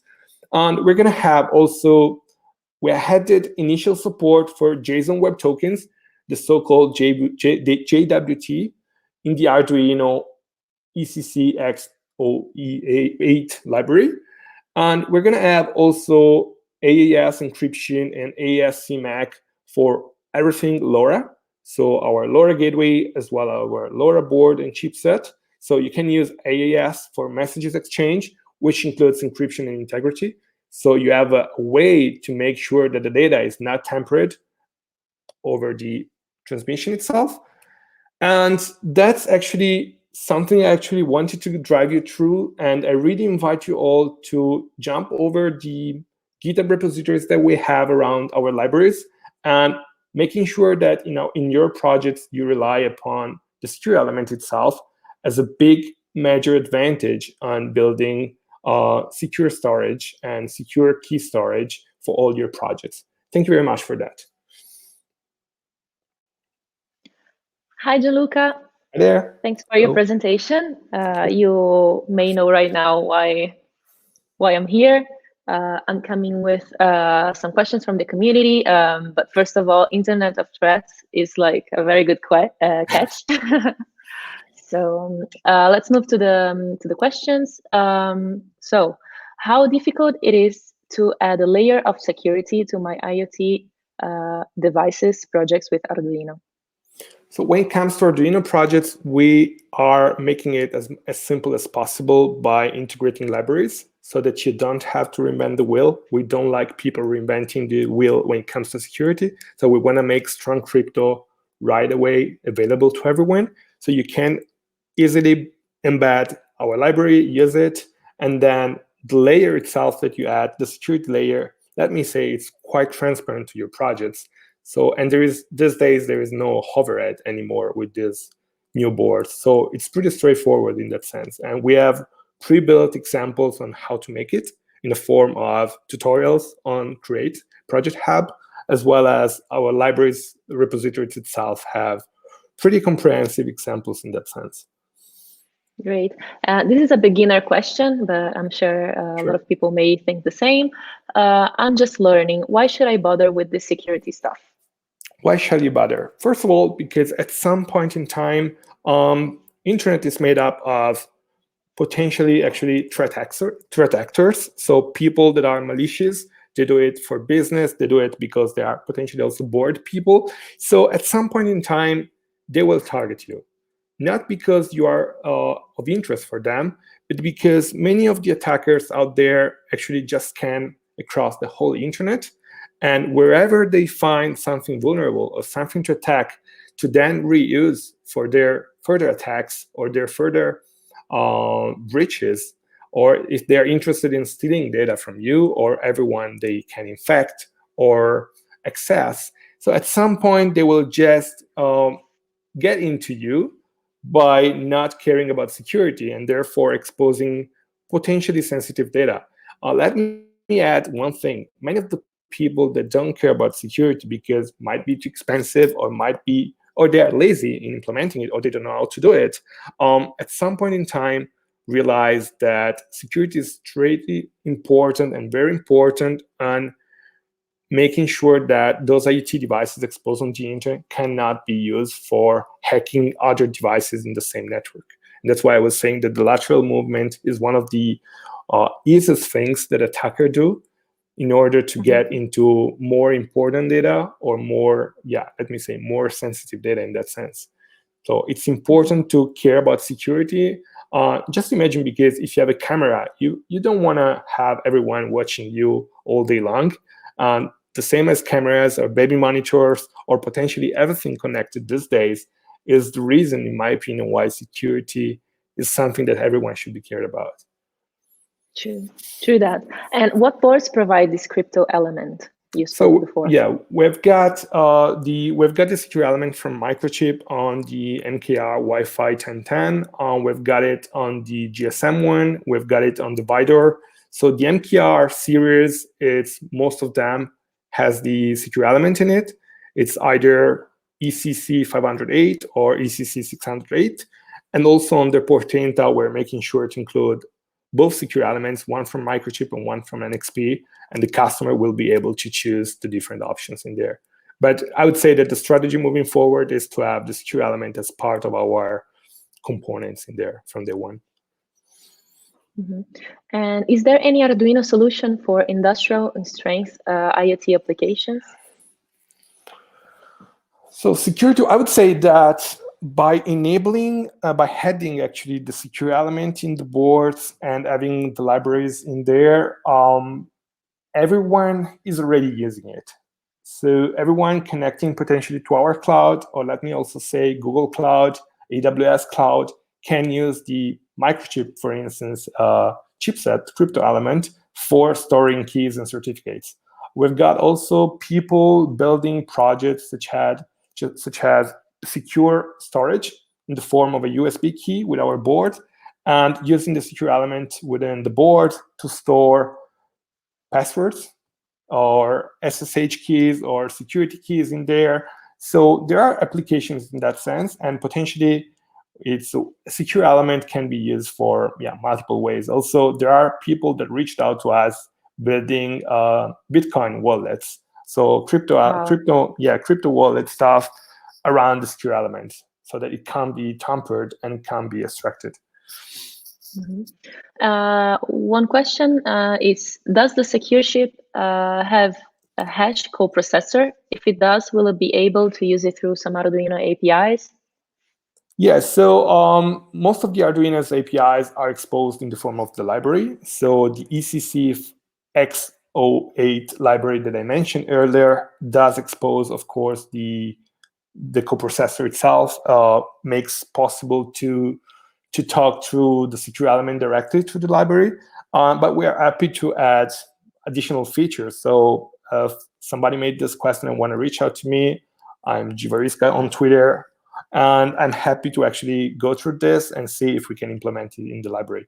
The idea is to make it as simple as possible. Therefore, the library could be the right place to expose methods or features that somebody want to see implemented. And one last question before we wrap up. Is the Arduino IoT Cloud beta safe? So we are really focused on making the best regarding security out of the Arduino IoT Cloud. Therefore, every layer, not only the IoT layer itself, but also infrastructure-wise, data-wise, we try to make it our best effort, of course, is to make it secure as possible. And we do implement top-notch crypto in there, and we make sure that we use the strongest crypto available as well as the strongest technologies. We try to do a lot of security assessments. So we have an internal team that does security assessments, both penetration testing and vulnerability assessments across the full stack. And we do have, I would say, a strong security development lifecycle across CI and CD also for everything Arduino in regards to the deployment and the deployment of systems and the applications. Definitely, there's always something to do around security, so we don't get bored on this. And I would say we have quite a huge roadmap around security that we're going through. Thank you. Also, some people are asking if they can download the presentation somewhere. So yes, maybe absolutely. through Twitter. Yeah, I'll probably I'll share the presentation over Twitter and send the link on Discord as well. So it should be all good. Absolutely.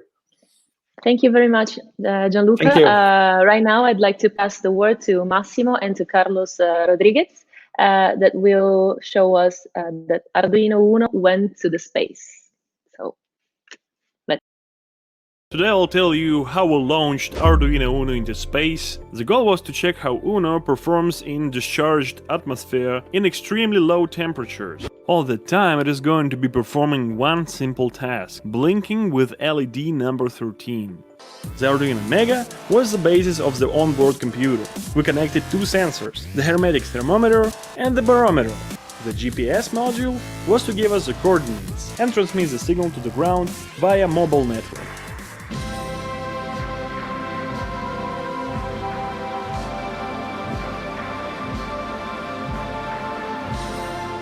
The balloon was at its breaking point. The latex shell torn. The probe headed straight down, reaching 216 kilometers in just 20 seconds. A parachute of 1.5 meters wasn't enough, but the basket survived the fall, and the computer kept logging. That was how our sturdy Arduino Uno went to space and back. While we keep looking at the sky, there are many new heights to reach.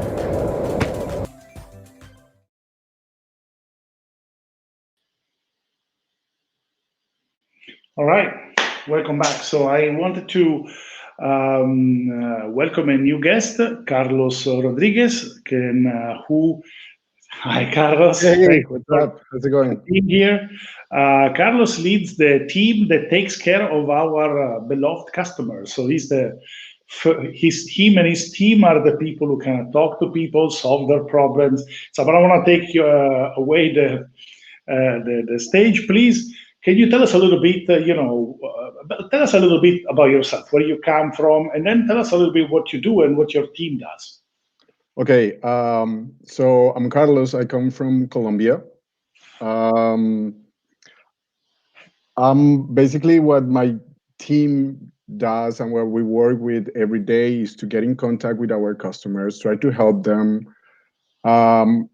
with all the questions that we receive. We receive like multiple questions from completely different topics every single day, which is challenging, but it's extremely interesting and it's extremely inspiring. Like we can see, we have like at first sight, we understand how creative our community is, our users are, and we try our best to kind of catch up with that creativity and that energy from our community. Oh, that's fantastic. I think the role that you have is very important, and your team has a lot of patience and dealing with all sorts of requests, and so I think it's. I mean, how many questions do you answer in a week? Is kind of roughly. It might be around like within all the operations, it's around 300 questions per week. We're a small team. So we always have to jump from here to there constantly. Yeah, no, I think it's very important because people don't realize that one of the values of actually trying to support Arduino on top of the whole kind of community thing is that if you buy original Arduino products, then you have the whole team that Carlos leads that can actually help you if you have a problem, which is one of the things that happens when you get a clone is that you are on your own. Goodbye. Sad but true, yeah. Sad but true. So I have a question that everybody has on their mind. So do you have the top 3 craziest questions that you ever received? I mean, we definitely receive a lot of crazy messages we receive messages from people who, in my opinion, are my favorite. Those people who say like, "Hey, I love Arduino. Thank you so much. I just wanted to tell you that," and that really makes us happy, and that makes our day. We share it to the whole company because we really appreciate that people like appreciate our work, and that happens at least once per week. We receive one of those messages, and makes us really, really happy. Lately, we have received people showing us their projects in order to help with the current situation with the virus, which we also appreciate a lot. It demonstrates that our community is extremely engaged with the current situation and want to help. So it just demonstrates how amazing our community is. And one of those crazy cases, a couple of weeks ago, we received this case of a customer who was looking for one of the header files from one of our libraries, and he ended the message saying that if he didn't find it, his wife was gonna leave him. And we were like, okay, everyone, stop everything. We have to help this person for the sake of love. We have to help him. So right away, we were all like trying to give him the best support. We love love, though, so why not, right? Oh no, absolutely. No, that was a great. That is a great. That's a great one. Wow, you have to save marriages too. Exactly. This goes beyond the technical aspects. This is about people and humans dealing with their daily lives, and Arduino is there in the middle, apparently. Wow. Oh, that's very nice. So actually, I think it was also very nice to see that your team is quite multi-ethnical. Some of the people were the ones who gave all this. So where are you guys from? Do you? Well, we have people from India, from actually different parts of India. So they all speak different languages. We have 2 people from Spain. I guess Judith was part of the streaming at one point. Therese, she's Swedish, and Claudio, he's Italian. One new person who joined, no, actually this week, Christina, who is in Hungary. So we're all over the world, trying our best, though. That's very nice, actually. Now, I'm a big fan of the work that you do. I think it's incredibly important. Also, you do it in a way that's, I really like the way that you work. So I just wanted everybody to kind of see who's behind all these people who are taking care when you have a question. And, so I don't want to take too much of your time because I know that you're probably not feeling super 100% at the moment. So yeah, let's see if I'm not affected by this situation, but so far I'm good. I'm gonna survive. So, well, thank you very much, Carlos, for taking the time. Love everything. Thank you, and thank you everybody. Thank you. Bye. So that was great. I'm just, the Arduino team is now over 100 people spread in different parts of the world. It's made of some amazing people. I'm really, really impressed by the fact that we were able to build such a great team of people, and so and in fact, talking about great team of people, I want to introduce the next person who's going to join the discussion. So a multi-talented engineer, Mr. Dario, Dario Pennisi, who is in charge of the R&D inside Arduino, and is joining us live from Rome, where he is quarantined like the whole country of Italy. Ciao, Dario. Hi, guys. Ciao. And so I'm not going to take too much of your time, but I just want to say, Dario, as I said, it's a multi-talented engineer who is expert in a lot of very complicated technologies that I don't understand, starting from FPGAs. He's the designer of the Vidor, he's the designer of, and he's also in charge of the whole Portenta project and all the pro activities. So again, not want to take too much of your time. I will let you speak. So thank you for being here, and tell us about the Portenta family. Yes, I guess that you're going to be launching video, but if you want, I can do that live, whatever. Hi, I am Dario Pennisi. I am the Hardware and Firmware Development Manager at Arduino. And like everyone else, I am stuck at home due to the coronavirus, but happily working remotely with my team, which is struggling to get you the best products from Arduino, and as always, the easiest to use software, at least we try to do so. So first of all, let me thank you for joining us today in this very important birthday for Arduino. And let me spend just a few seconds asking you to think about the virus, how that is impacting our lives, and how important it is that we all collaborating, staying home, in not spreading it. And even if it seems far, if someone tells you that it's easy, don't trust it. It's a very serious thing, and we need to work together in making that, let's say, something we can win. And we can win only if we work together as one in staying home at the moment. That's the biggest effort we can take. Anyway, today I'd like to talk to you about Portenta. This is a product we are very proud of. It's a new device that we designed in order to fulfill the needs of our professional customers and of our advanced makers.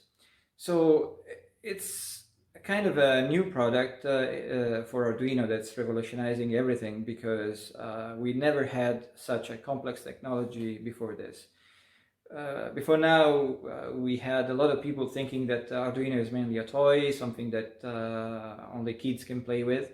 But in reality, we got a lot of very enthusiastic feedback from engineers around the world, professionals that use our technology to create outstanding applications in every field of engineering.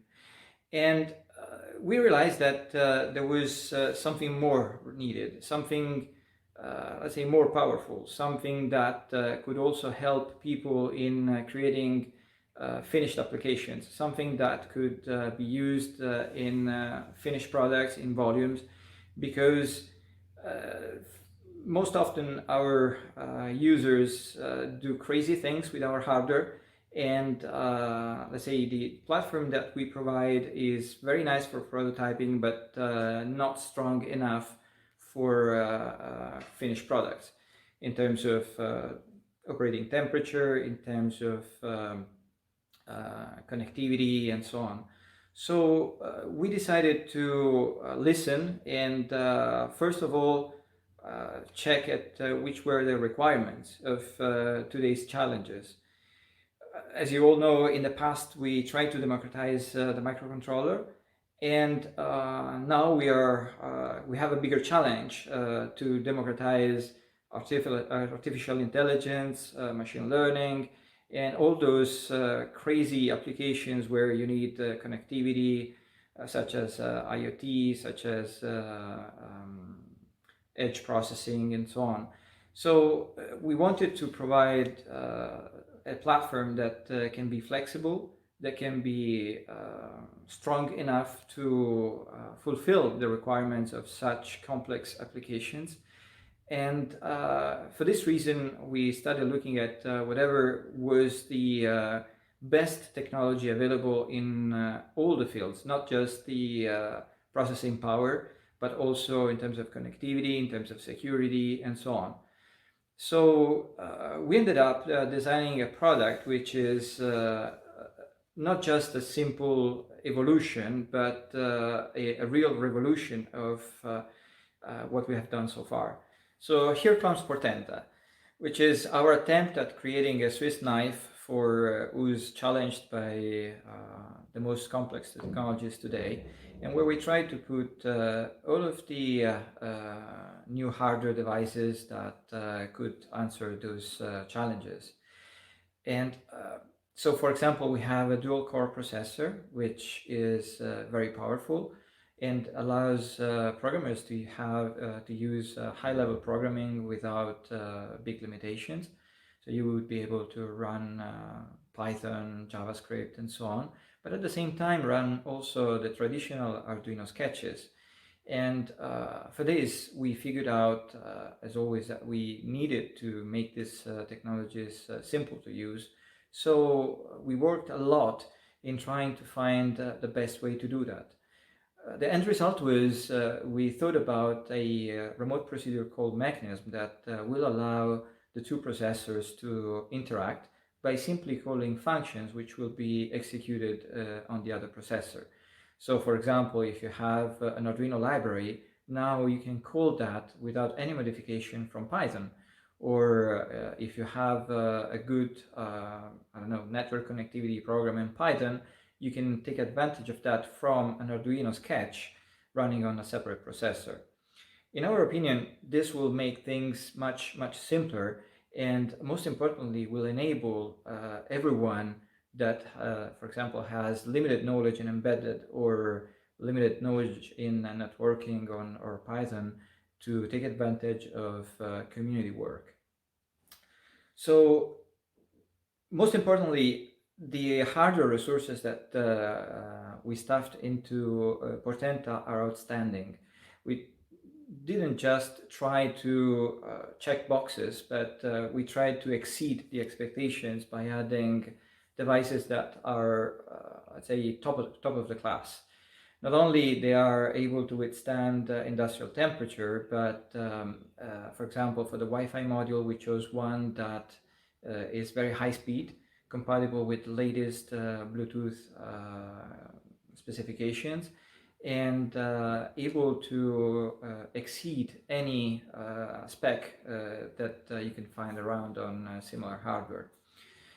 In the same way, we added the Ethernet PHY so that you can directly connect to the Ethernet without anything else than just a connector.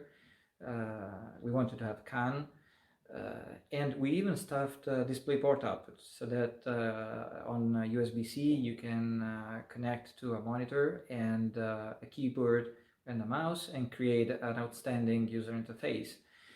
All with the collaboration that we have with community projects such as MicroPython, OpenMV, LittleVGL.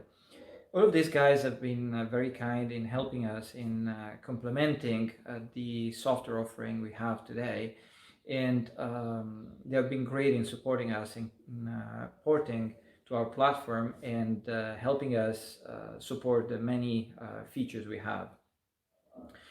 In addition to this, let me stress out that we wanted to make Portenta the reference design for IoT applications. And for this, we stuffed two secure elements, not just one. The first one is the very well-known ECC 608, but that we also already use on the Maker platform. But we also added a new secure element, which is much more complex, and it adds banking level security so that we can make sure that your IoT applications will be absolutely safe. So I'm running out of time now, and I want to thank you for having joined me in this journey. I hope you all are staying at home, working remotely, and enjoying your family. And again, I wish all of the Arduino team a great birthday, a great recurrence in this Arduino Day. Thank you, guys.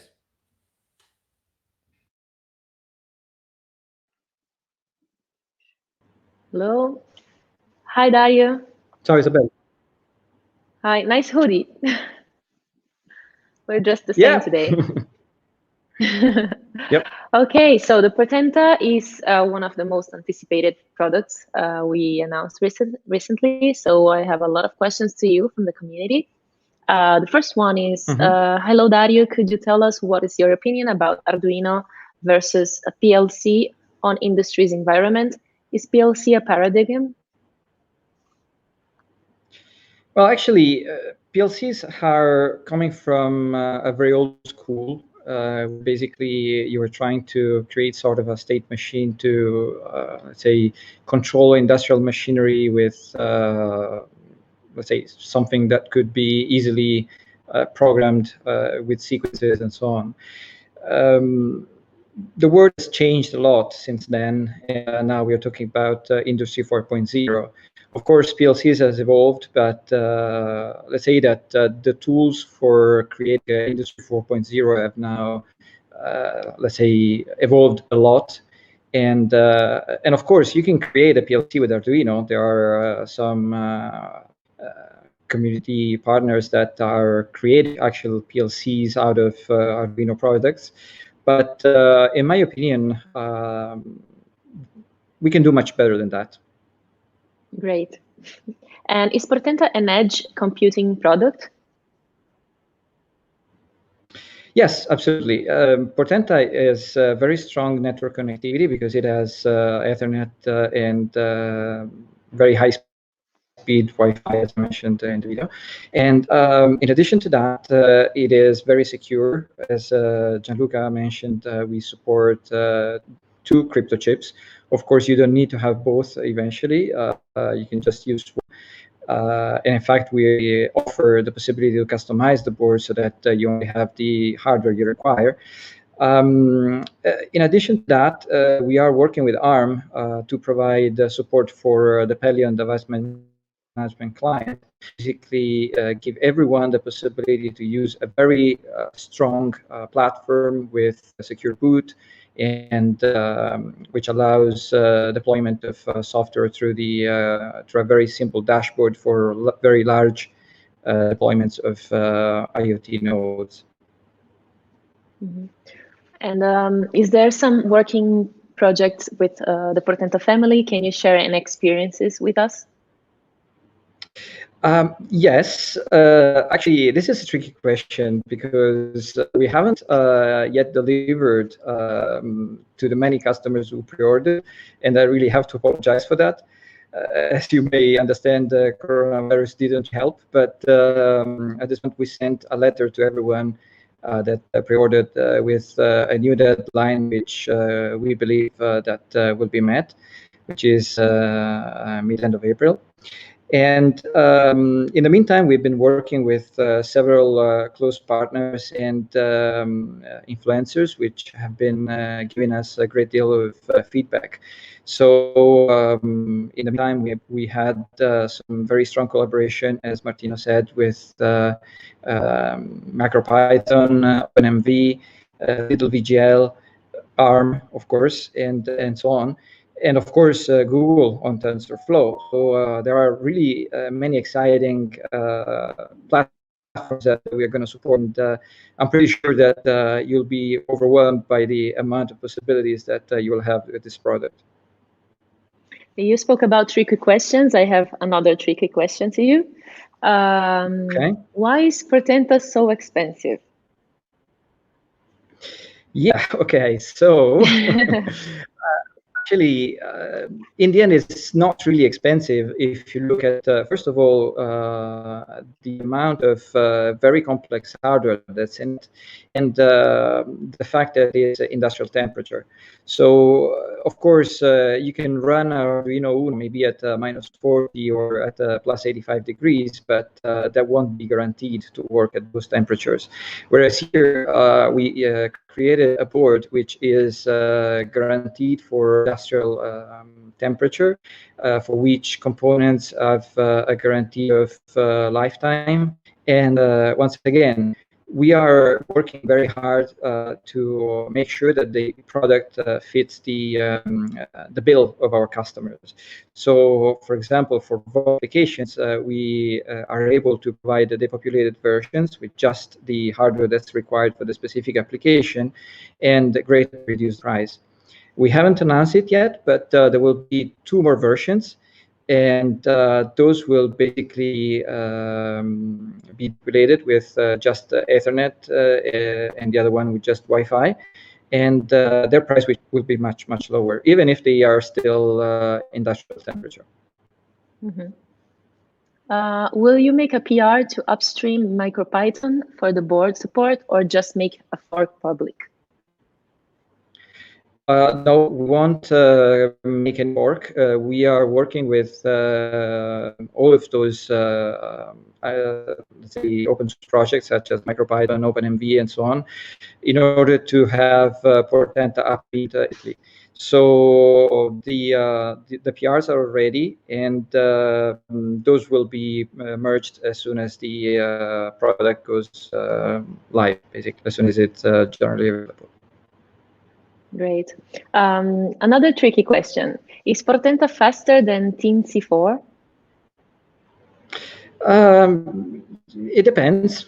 In terms of clock speed, Teensy4, if I'm not wrong, is slightly faster for one core, but actually Portenta has two. So the overall amount of meat you can get out of it are probably more on the Portenta.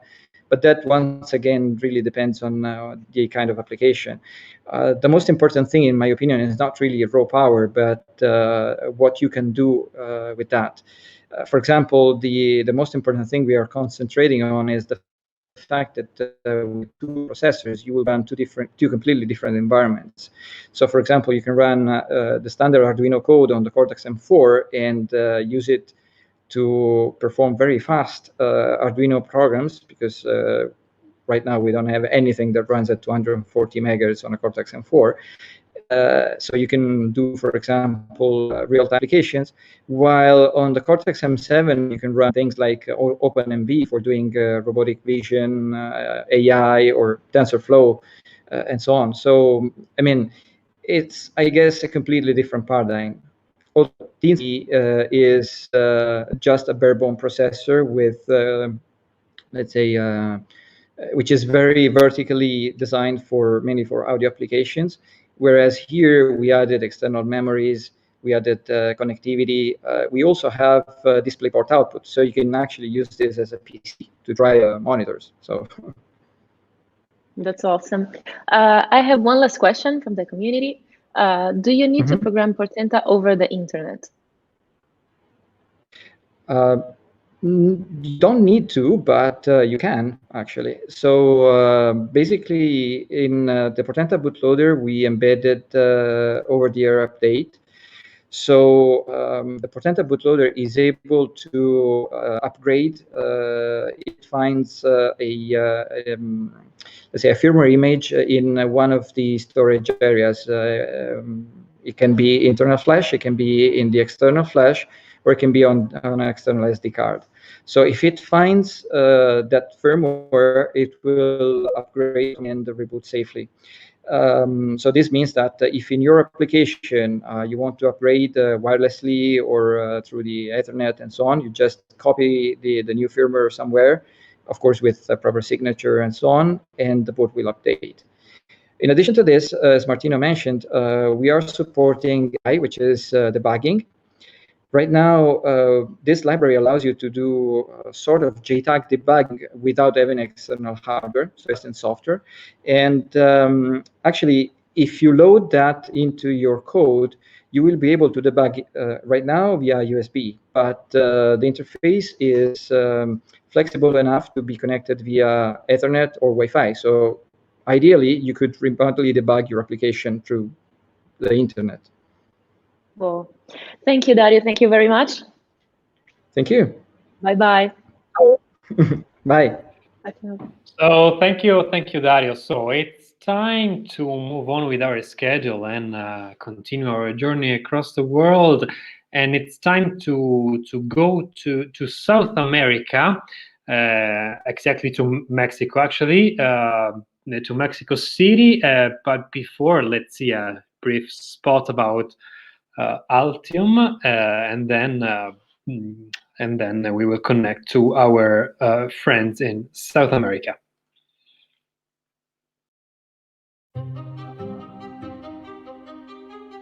Whenever you listen to a pitch of a startup, they claim at the end of the pitch, and we are going to change the world with this technology. I think among all the startups that claim to change the world, Arduino changed the world already. There is a company who's launched our boards in space, and they are doing experiments in the International Space Station. So you can really find Arduino stuff everywhere to prototype quickly, even very complex applications. Our product families are now made of much more complex hardware design. We wanted to support also a different way of manufacturing products, looking after the entire life cycle management. The potential that you can exploit by combining the hardware and the cloud is really immense. So we are investing heavily in research and development because I think we haven't scratched the surface. There is no limit to what can be done with this technology.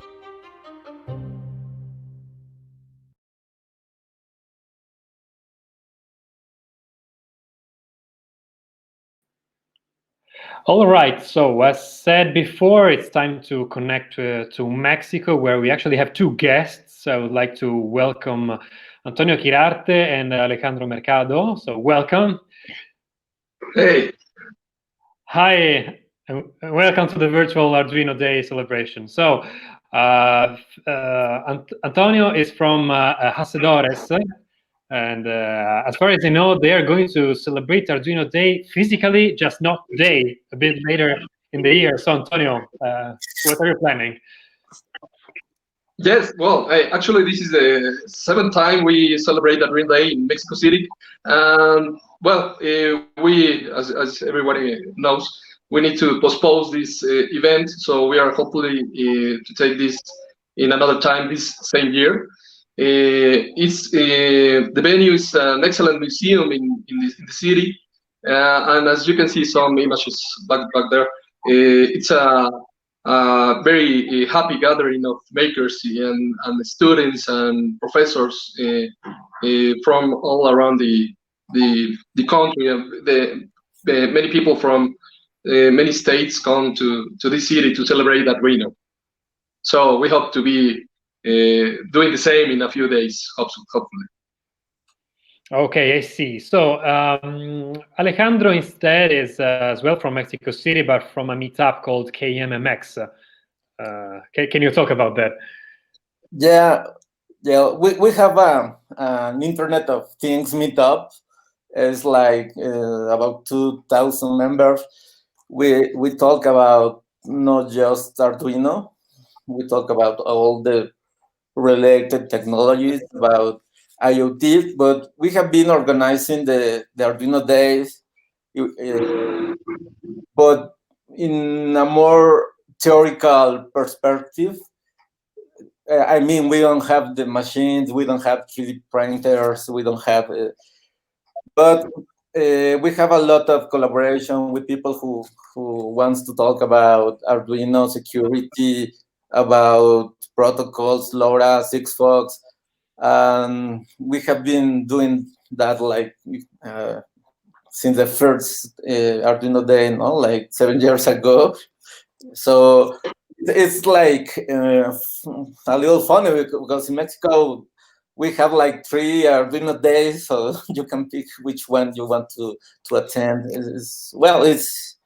That's good for the community, for the Mexicans, I think.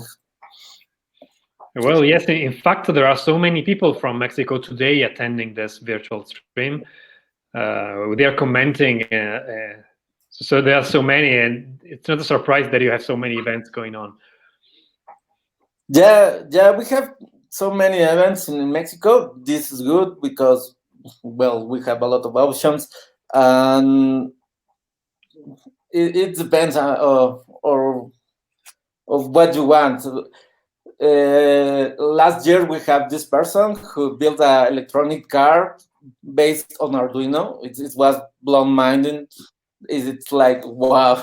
So it's what you want, and maybe then there are some people that just like to do something, and they want to use the machines that print the 3D printers, and we are not on that side. We are more in the technical, theoretical side. We also teach. We have these courses like the Alexa, Arduino with Alexa. We also have this training for hearing impaired people using Arduino. So we have a lot of success with this training. And well, that's a little what we do. Yeah, I brought into the conversation David Cuartielles because, as far as I know, he attended an event with Antonio's group last year. Yeah, was this is the rock star we need here in Mexico. So he has been very kind to be in a few events here in Mexico, and obviously he receives the love from all the Mexican makers. So David, nice to see you here. Hey, what's up? You called me excited when people were coming in the room. Hey, hola amigas, ¿cómo estamos? Hola, amiga. Well, I will keep on talking in English, but we could do it as well, do it in Spanish, as for the Spanish-speaking community. But anyway, as you know, I've been to Kirarte's arranged event to the Arduino Day in the museum. That was also in the square at some point, and was also somewhere else a couple of times. It's actually the largest Arduino official Arduino Day event in the world, you know. So it's like, yeah, you guys have over 2,000 something people, and I think very closely is my hometown, actually, which I have never attended. I was going to attend this year, unfortunately. And I should send virtual hugs to everybody in Zaragoza as well. And I think China has a couple of very large events as well. But I think in terms of like size, I think Mexico is probably the largest. Also because you guys have a lot of them. I don't know how you do it, but yeah, well, it is so easy.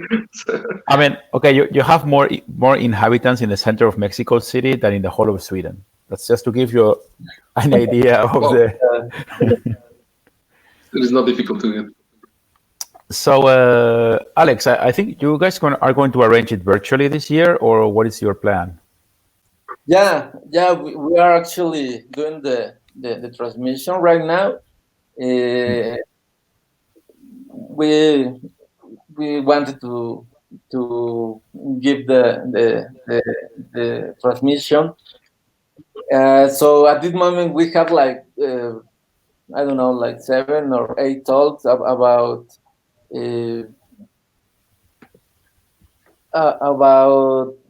plant care kits. About there is a lot of proposal. That's something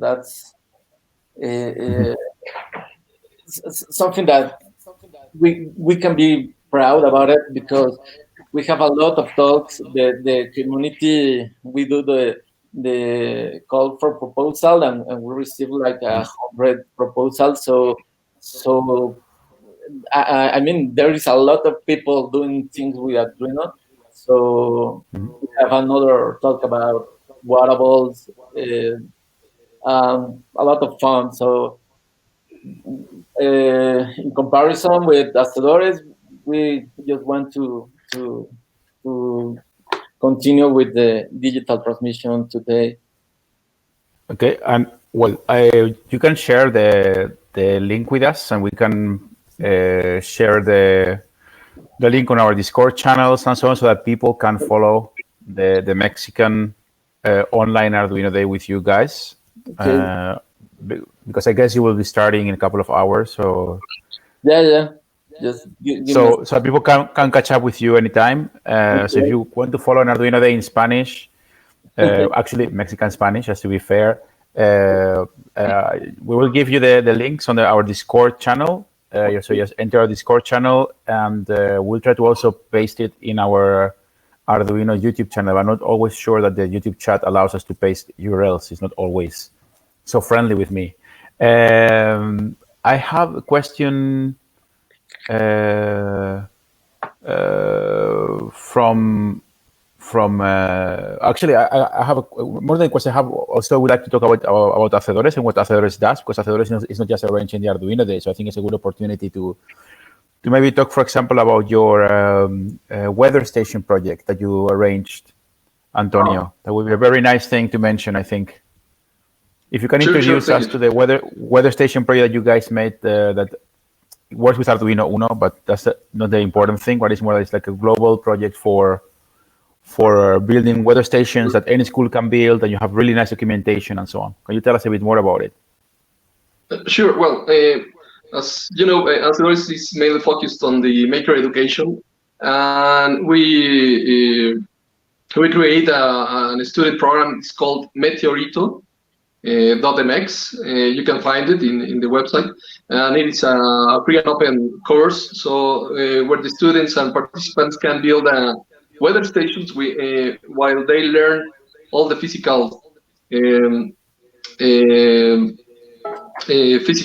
environment, the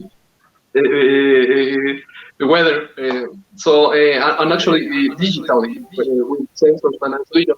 And the last goal is to build a weather station that they can set in their schools or house and connect it to a network that we call redmet.org.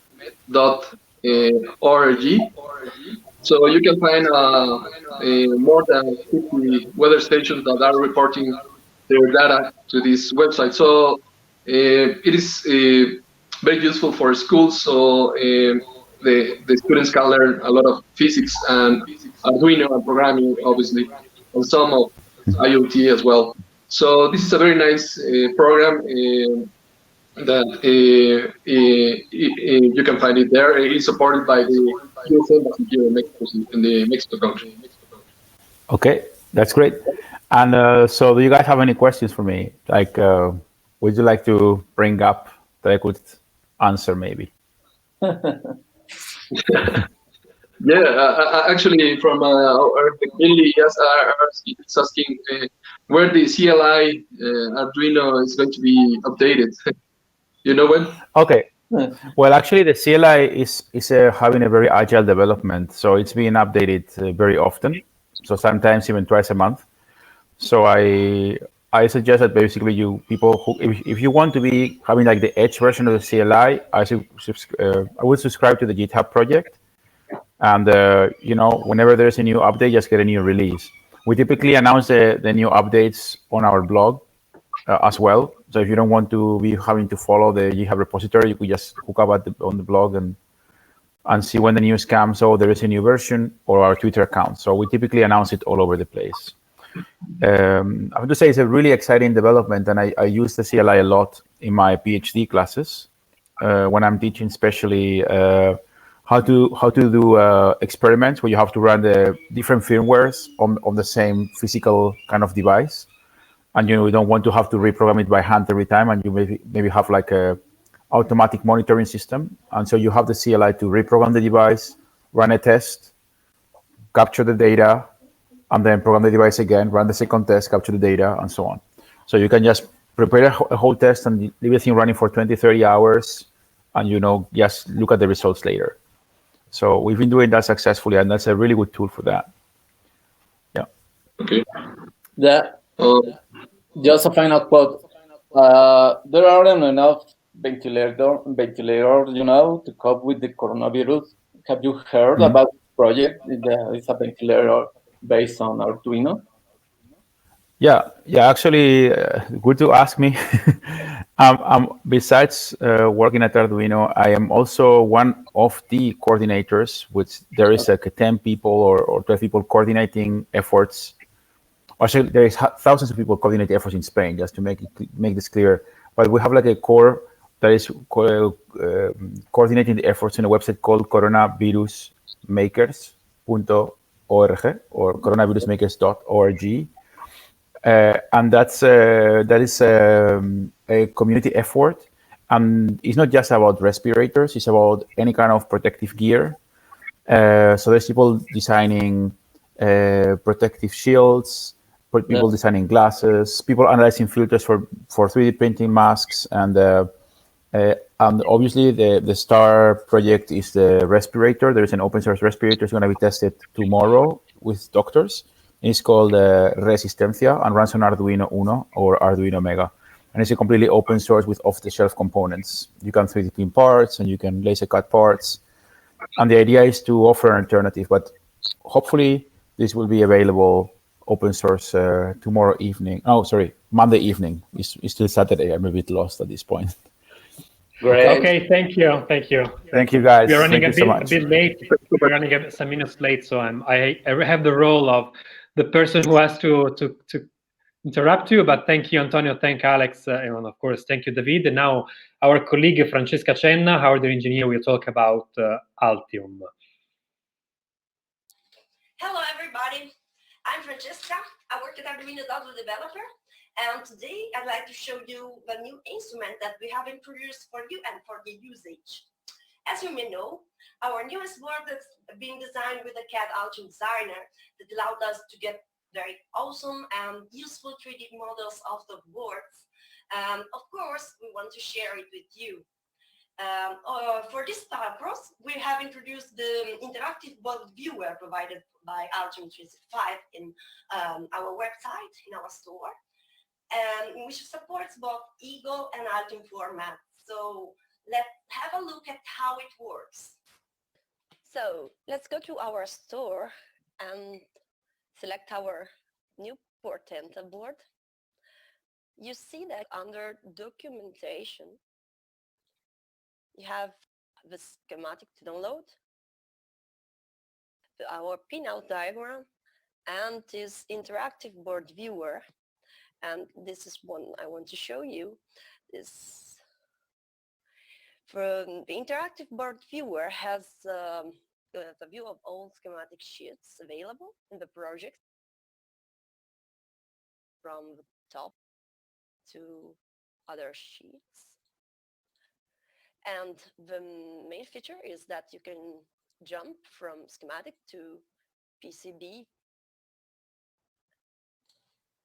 and the 3D that you can move around this way. So the most important feature of the interactive viewer is cross-probing between schematic and layout and 3D that allows you to work like with a CAD. So, for example, if I select a component here on PCB, for example, I select this antenna, I have here all properties like the frequency, the part number of the manufacturer. I go to the schematic, it is highlighted, and in the 3D as well. Highlighting works for nets as well. For example, if I select the top layer, I choose a net, then I go to schematic, and it is highlighted this way. Okay, and the 3D as well. So the interactive viewer allows you to browse a board product like you have a CAD. Moreover, in this control, the help control, you also have the board information, which are the board size, horizontal dimension, and vertical dimension. So if you want to place this board in another project with the other boards, you know, the height, you know, the spacing that you need. Okay, that's all about the viewer. Moreover, we would like to announce that soon it will be possible to download from our website board footprints and templates for our most popular products like makers, nanos, and new Portenta family that can be used in Altium environment. These boards, footprints, and templates allow the user to create shields and carriers very easily without freaking out about dimensions and positioning. So let's see how these footprints and templates can be used. Okay, so let's talk about both footprints and templates. So let me show you my CAD screen. Talking about board footprints, let's start with an empty project like this. Let's go to the folder with the board footprints are. So here we have our Portenta socket, a maker socket with the medium size like maker Wi-Fi, nano socket, and maker socket with a longer size for maker GSM and NB and WAN. So board footprints are components or items that can be placed in a design and have all useful references like holes and connectors and board dimensions. So if you want to place, for example, a nano socket, let's have it here. So let's update the PCB document.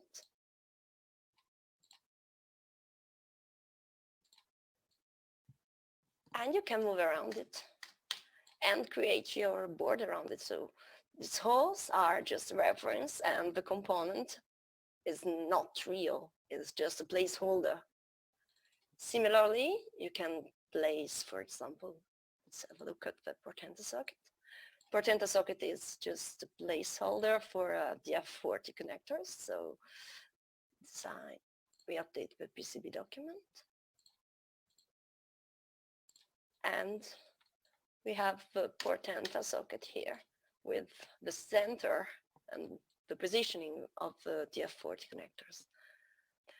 Talking about the project templates. So board templates are pre-made design templates that contain the board footprint and connectors already at the right distance. So you don't have to change anything else. You can just create your board around it. So let's start with the nano carrier board, the template for the nano carrier. So here we have the top view. We can go through the page connectors. So we have this schematic sheet with the nano socket that I showed you before, the analog socket, and the J digital female header, okay, and ports pointing to outside. And the PCB is the same dimensions of the nano motor carrier, but obviously you can change them. And here you have the nano footprint. On the top you have the analog connector placed with the holes at the right place. And here you have the digital connector, okay? So if you want to have a look at the shield, we can have a look at the Portenta shield. Here we have the top view, the top page of the schematic. We have high density connectors. Let's go inspect them. So they are high density DF40 female connectors. And if you go to the PCB, you see that you have both connectors on the bottom, as you can see from 3D view. So you can create your project, and you can place your Portenta board under this, and you can create your own shield with this pre-made template. That's all from my side. Thank you for watching.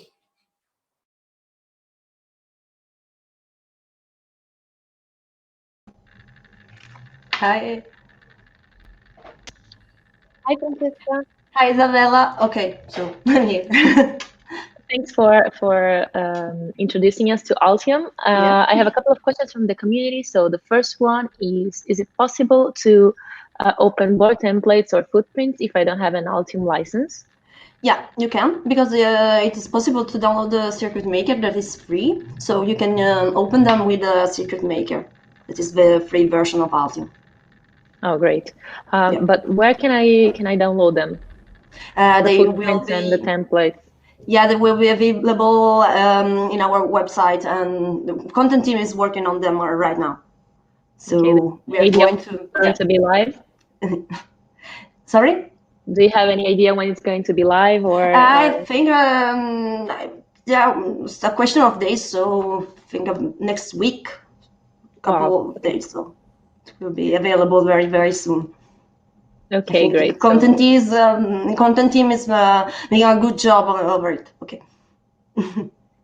Okay, thank you, Francesca. Thank you very much. Thank you. And happy Arduino Day.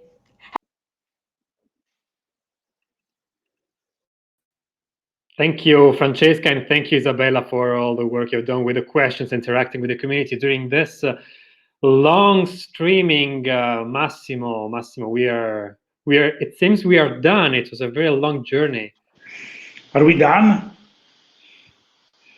Okay. Yeah. If you say, I am. No, it was amazing. It's just I have to.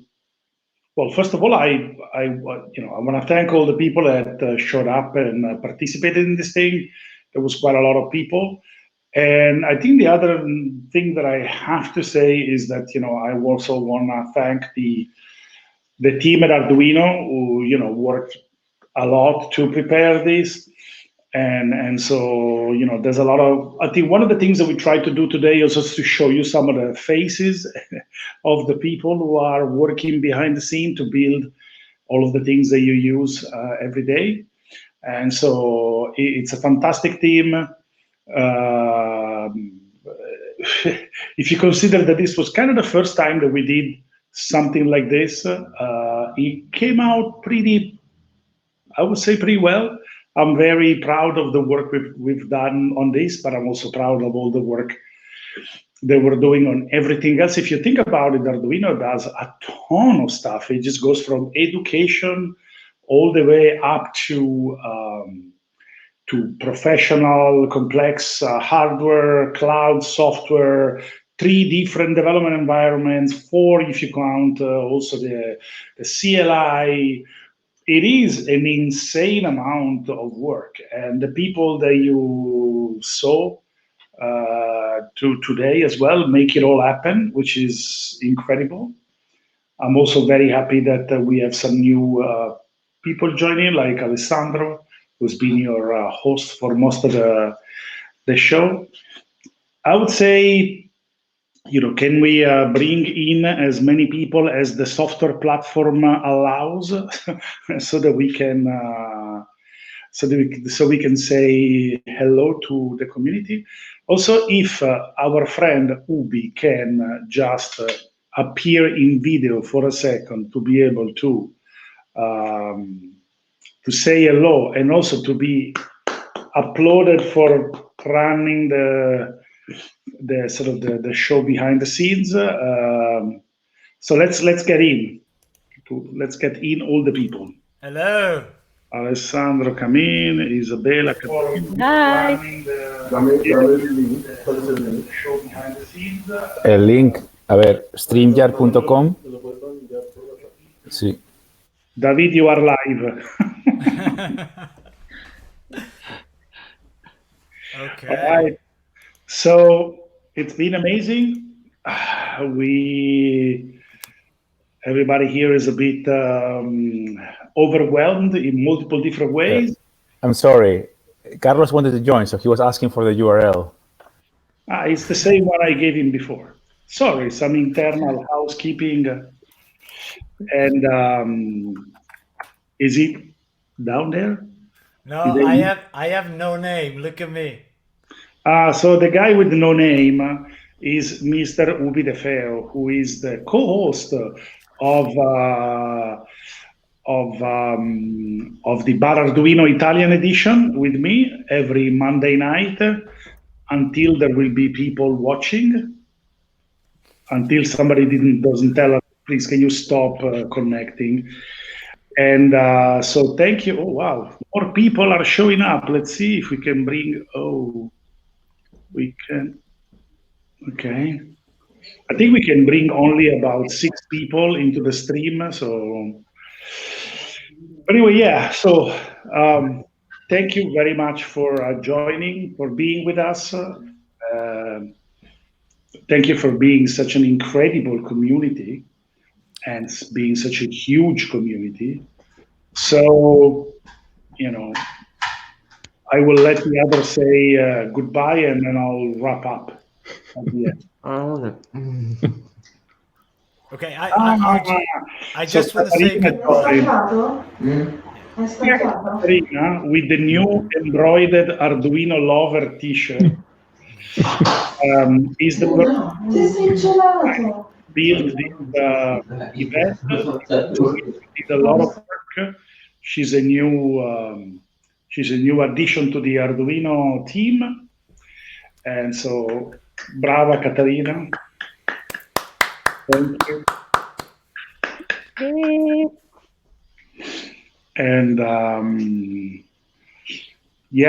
And also David, we have to say hi to Miss Maria Belcuore, who is a personal friend of me and David, who is on the streaming, but it's a separate thing.